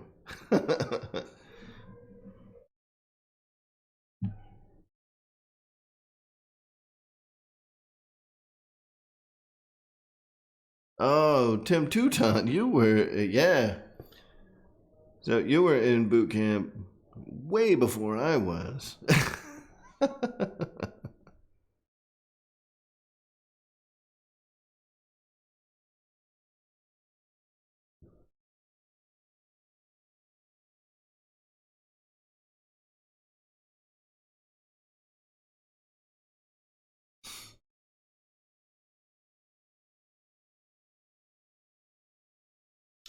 Yeah, so on submarines, when I whenever we would go underway, depending on like who the chief of the boat is, so that'd be, you know, in the army like your command sergeant major or whatever the heck they call them. We have like a, you know, like a chief of the boat or a command master chief. Um, and depending on your, you know, your CMC, chief of the boat, you know, like if your cob was cool, once the ship got underway, like if there was nobody, like no dignitaries riding, so you didn't have like any. We always had like senators and crap riding on submarines because we were doing stuff that there were a lot of treaties. There were a lot of treaties for how submarines operate, and you know we had a lot of dignitaries writing to make sure that, you know, that they could go back to Washington and say, oh yeah, you know, we're still doing all that stuff. um, so yeah, yeah. So if your cop was cool though, and there were no like dignitaries on board riding the boat, they would let you grow beards and crap. You'd have like underway beards, and you could wear, we had like coveralls that you had to wear underway. But if your cob was cool, you could wear whatever you wanted underneath them. So you'd have like underway t-shirts, underway ball caps, like you could wear this kind of hat underway and nobody gave a shit. But when you pulled into port, it was time to be professional again and shave your face. But once we got underway, man, a submarine was a different world than the rest of the Navy. Like no one gave a crap. It was nice.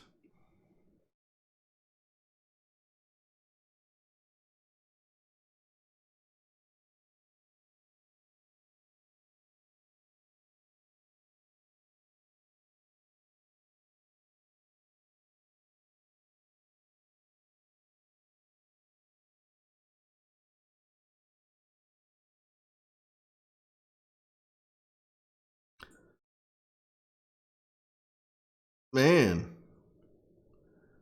Yeah, so I Army tanker. You know, See, people give me crap about being on a submarine. Like a tank, you can see a tank and you're still crazy. Like at least a submarine, we're crazy, but no one can see us. Like that's the nice thing about submarines is you gotta find us to be able to kill us. And I know back in World War II, submarines were old and clanky and they made a lot of noise, and we lost a lot of submarines in World War II. We really did. Um, we lost a ton of submariners during World War II. But those guys were the baddest of the badasses. They were getting it, man. Submarines during World War II took out so much stuff. I mean, we were killing it in World War II, literally. And but we did lose a lot of ships, and that's because we were just really loud and really slow. But like a modern submarine, man, folks have a hard time finding submarines. And that's one of the things. Like, if you can't see us, you can't shoot us.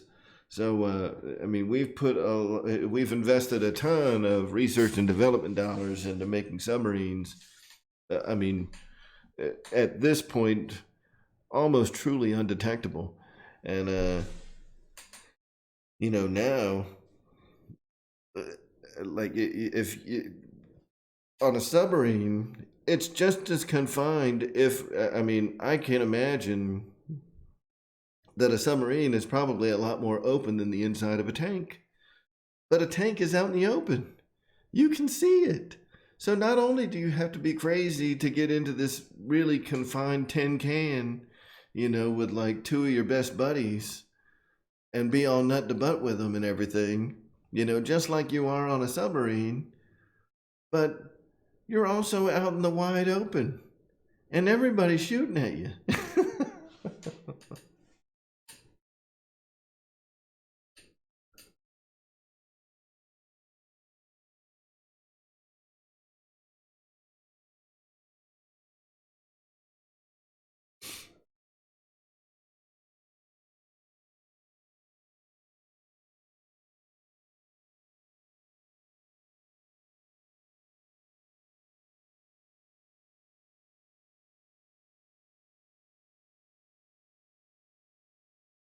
Oh, yeah, Don.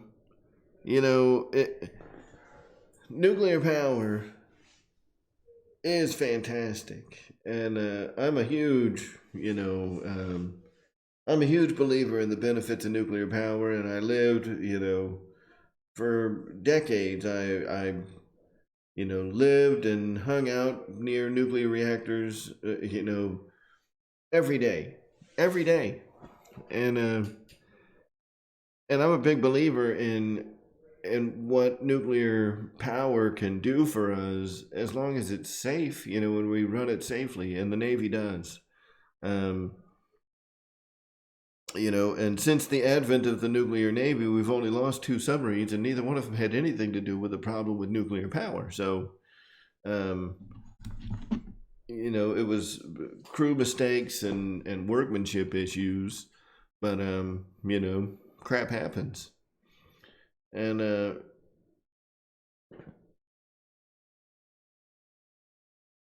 I think that we could do we'd be a lot better off if we would just implement using nuclear power everywhere, but that's just me.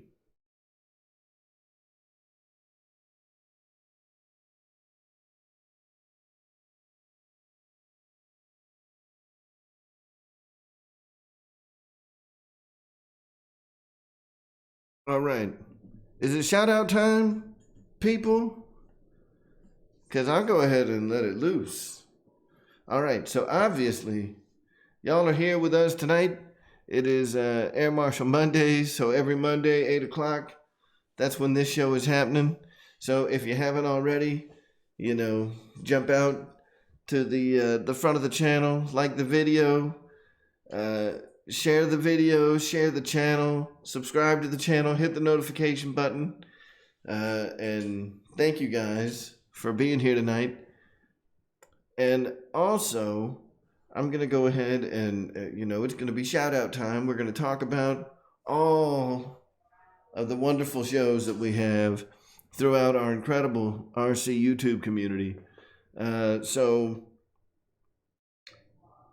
obviously my show Monday nights. On Tuesday, we got Bledsoe Trains and RC. I don't know what time he comes on. I think 8:30, 9 o'clock. I'm not sure if he's in here, but if he's here, he can tell you. But watch out for Dave Bledsoe with Bledsoe Trains and RC on Tuesday nights. On Wednesday nights at 8 o'clock, we got Josh Weaver RC. He comes in at 8 o'clock. And then at 9:30, we got GB Linden. He comes on live. I want to say it's either 8 o'clock or 9 o'clock on Thursday. We got Hangar 51. And he will just stream and stream and stream until everybody is passed out.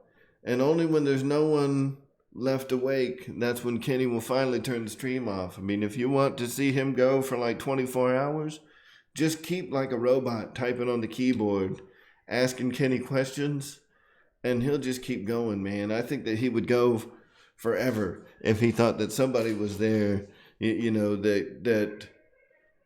that was participating in the channel, because he loves to share information, and he just, man, Kenny is hardcore. So, get after it. Friday nights, our man Dave's RC, who's in the channel right now. Dave's RC gets on it with Toe the Line. Sometimes it happens at 9. Sometimes it happens at 10. Once a month, he gives away a free plane. Just this past weekend, he gave away a free Wing T-33. What? To Kenny, of all people. Dave.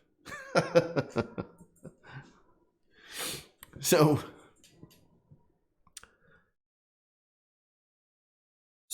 Colin sometimes comes on Fridays at 7 with Jackson RC, but Colin's working now, so sometimes he'll come on, sometimes he doesn't, but I think his show kicks off at 7 p.m. on Fridays if he's going to be able to make it, but he's been off the air now for the past couple weeks, so hope to see him back at some point. Saturday nights, guys. Saturday night's the big one. The original gangster, Pilot Ryan Media, and the Pilot's Lounge comes on every Saturday at 9 p.m. You can't miss Pilot Ryan. He's been a YouTube RC gangster in the aircraft community for years, and he's still killing it. I want to say this next show is going to be number 80 in a row. So every week for the past 80 weeks, Pilot Ryan's been going. So tune in to Pilot Ryan on Saturdays. And our last but not least, every Sunday night at 8 o'clock, we got the Mary Boozer RC live show. And those guys are always a lot of fun. It's kind of like this one, man. You never know what you're going to get. Sometimes we might be talking about an airplane.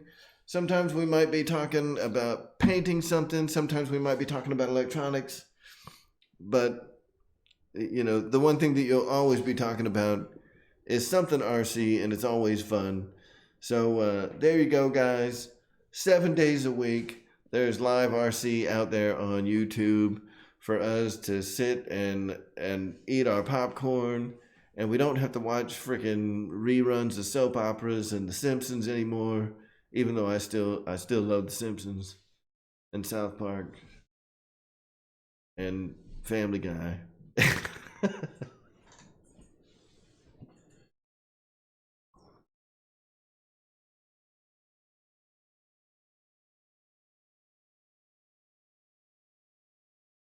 Last and totally least. Is Big O Bobby in here? Oh, there he is, Bobby K.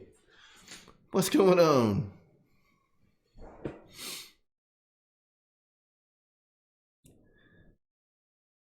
Yep, so, I mean, if this is what you love, if this is what you're passionate about, I mean, there's something for you every night.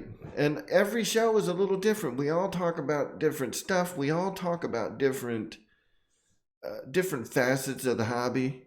I'll dive a little more, a little deeper into the tech stuff. This show wasn't really, really displaying that all too much. And obviously, if I just flew an airplane, that's what we're talking about the next day. So, the beginning of this show and a couple of other times we were talking about the HAVOC, because I just flew that thing yesterday and it's a pretty cool plane, so it deserves to be talked about. I got y'all in 2 days. In 2 days, I have the airplane that's going to change my life in RC. I'm going to have the new E-Flight P-51D Mustang 1500 millimeter smart. Oh, it's going to be so awesome. Oh, I'm really looking forward to that P-51.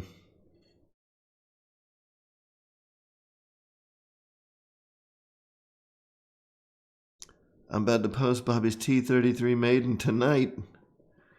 Oh, man. Yeah, that T-33 is a fun little plane, guys.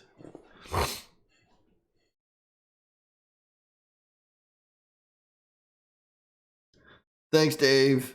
Hey, look, the Mary Boozers are back.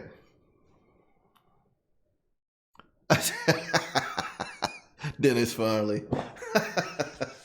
Look, so here's what happened, man. My wife, she was filming me, and what really happened is I put the HAVOC in a tree. And then we ran to the store, and we got another HAVOC. And I had somebody that was a much better pilot than me fly the HAVOC the second time. So the maiden flight that you're seeing is a maiden flight of a HAVOC, but not mine, right? And the one that's back there, that's not mine either.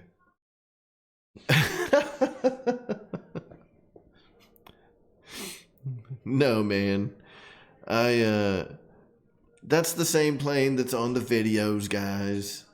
I flew that thing probably, I think 4 or 5 times yesterday, and it does fly great. It's not as good as the Navanti, so E-Flight or, Horizon, if you ever see this, y'all need to step it up. Because the Avanti is still the king of sport planes. Sport jets, the Avanti, you just can't touch it. That thing is so good. And,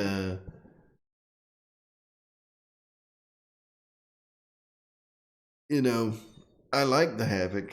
It's a great little plane, man. It really is. I can't, I'm not going to sit here and talk bad about the airplane, because the airplane's awesome. It really is a great little plane. But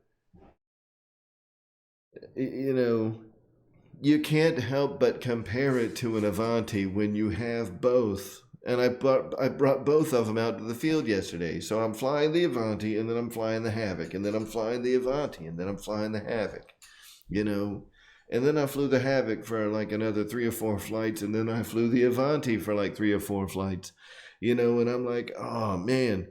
Yeah, and when you're putting them side by side like that,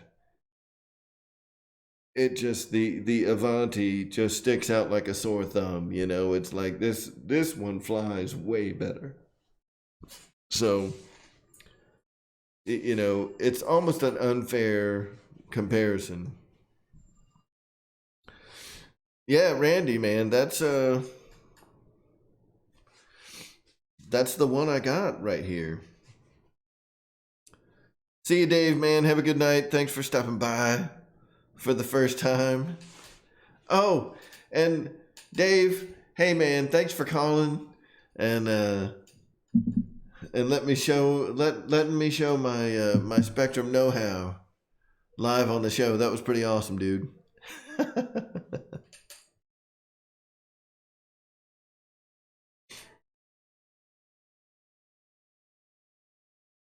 Yeah, Mike, did you feel like we were all kind of staring at you a little bit? Like, is that so? I won't say where I heard this acronym from, but you know, when you're in a community that is predominantly male, anytime you see a girl, y'all know what that means, right?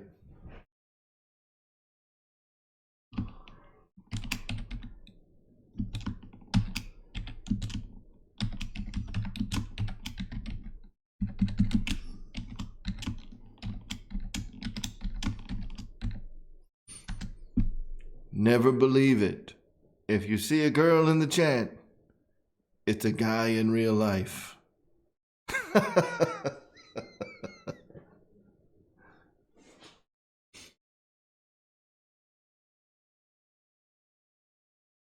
Thanks, Shadow.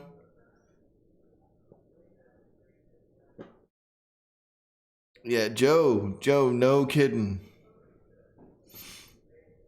No kidding. Yeah. So,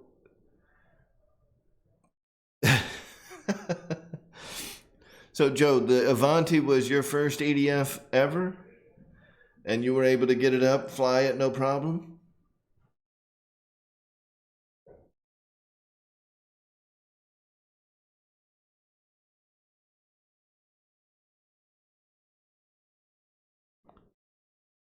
Awesome, man. That's awesome.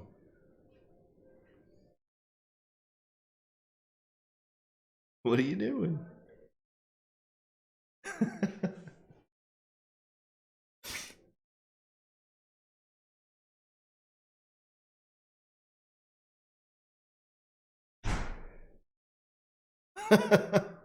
Shadow, we do a lot of weird things, yes.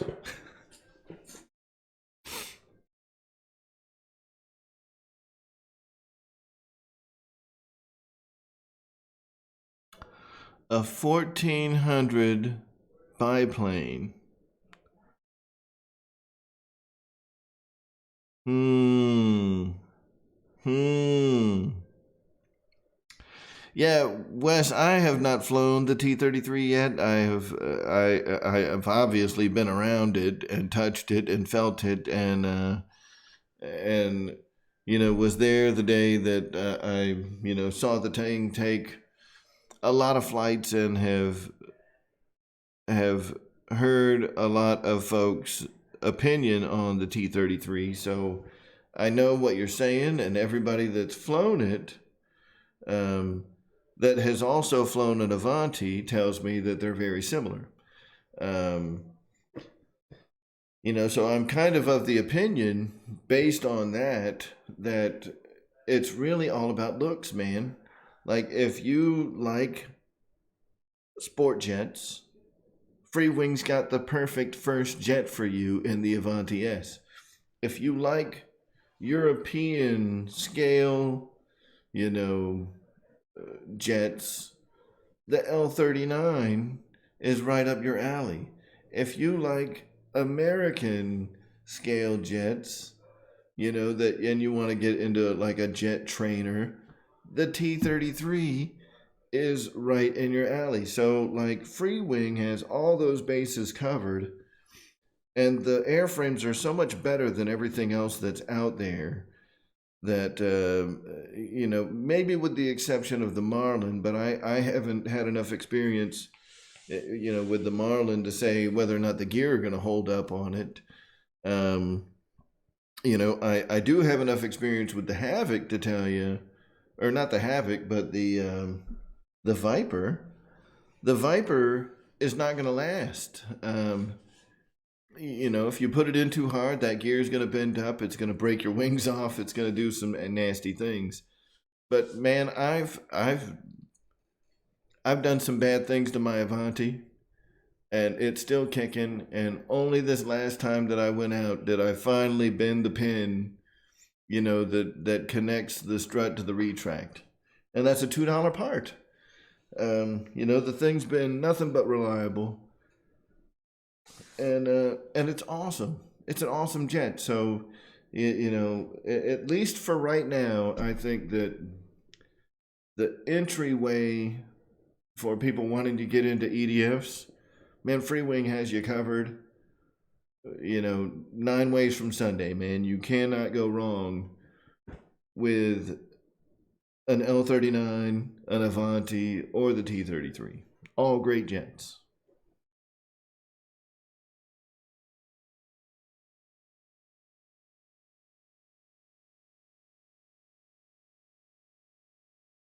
Yeah, that's crazy, Gooniac. And I'm glad that you caught that. I'm glad you caught that when you did, because that would have sucked if you'd have tried to get up in the air with that elevator, frozen up like that. Like you'd have lost it, man. That plane would be gone.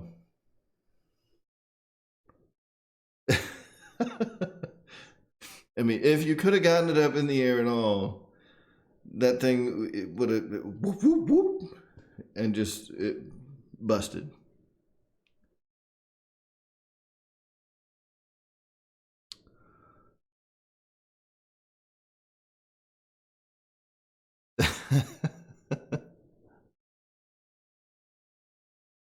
Yep. Or, if you were badass enough, like, was it stuck like in full up? Was it stuck with the nose of it like hammered down? I think it was, right? It was stuck in like full up elevator on the right side. So you could have gone with like full up elevator and just left it there and like controlled your angle of attack with throttle only, and like turned and came back around. Man, you could have landed it, but you'd have had to have known what was going on.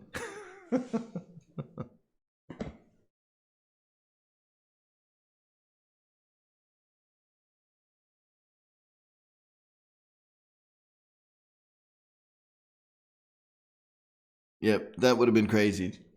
I'm glad that you were able to notice that before you took off, man. Yeah, that you'd have lost the plane. That'd have been crazy. So, listen, guys, I'm gonna go ahead, and it is 10 o'clock. So we've been going for a couple of hours. We got to talk about the T-33. We got to talk about the T-33. Y'all got me T-33 on the brain. So we got to talk about the HAVOC, and everybody's heard about the HAVOC, but I just wanted to share my experience with it. We got to talk about Gooniac's freaking Afterburner. That green Afterburner is awesome. If you haven't seen the green Afterburner yet, go check out my video on the maiden flight for the HAVOC. There's a little clip at the very end of the video that shows the Gooniac Afterburner, and then check out the description for the video. And it's got a link on how you can get in touch with Gooniac, and he will be able to hook you guys up with an Afterburner as well. And, now that he's got the confidence to make them in all kinds of different colors, man, I'm sure he is waiting for special requests. Thank you, George. Yeah, everybody hit the like button.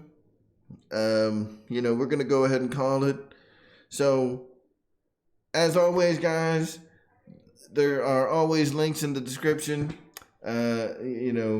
Please consider, making a small contribution to the channel. it's certainly not a necessity, and I'm still going to be here every week, whether you make a contribution or not. But they always go to help the channel. There is a link to PayPal down in the description. It's a bit.ly link, but if you click on it, it'll go to my PayPal me page. And, $1, $5, anything helps. So, please consider making a contribution to the channel if you can. If you can't, no sweat. Don't. It's certainly not an obligation. But every bit of that goes to, getting more things that we can review and making the show better for you guys. So thank you very much. Outside of that, that's my shameless plug, like, shaking the tip jar.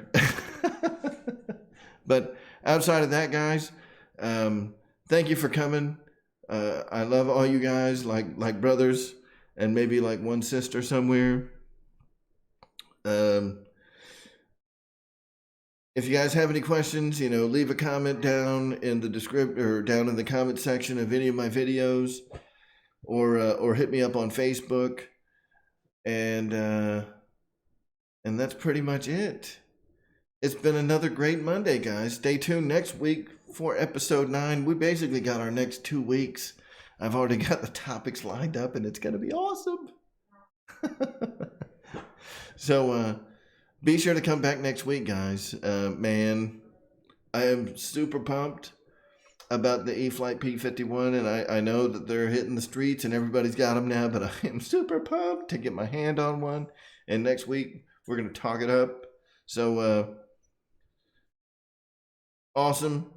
Everybody have a great night. Thank you so much for coming by. This is Dave Marshall with the RC Air Marshal YouTube channel, and we will see you guys next time. Everybody have a great week. See you next Monday.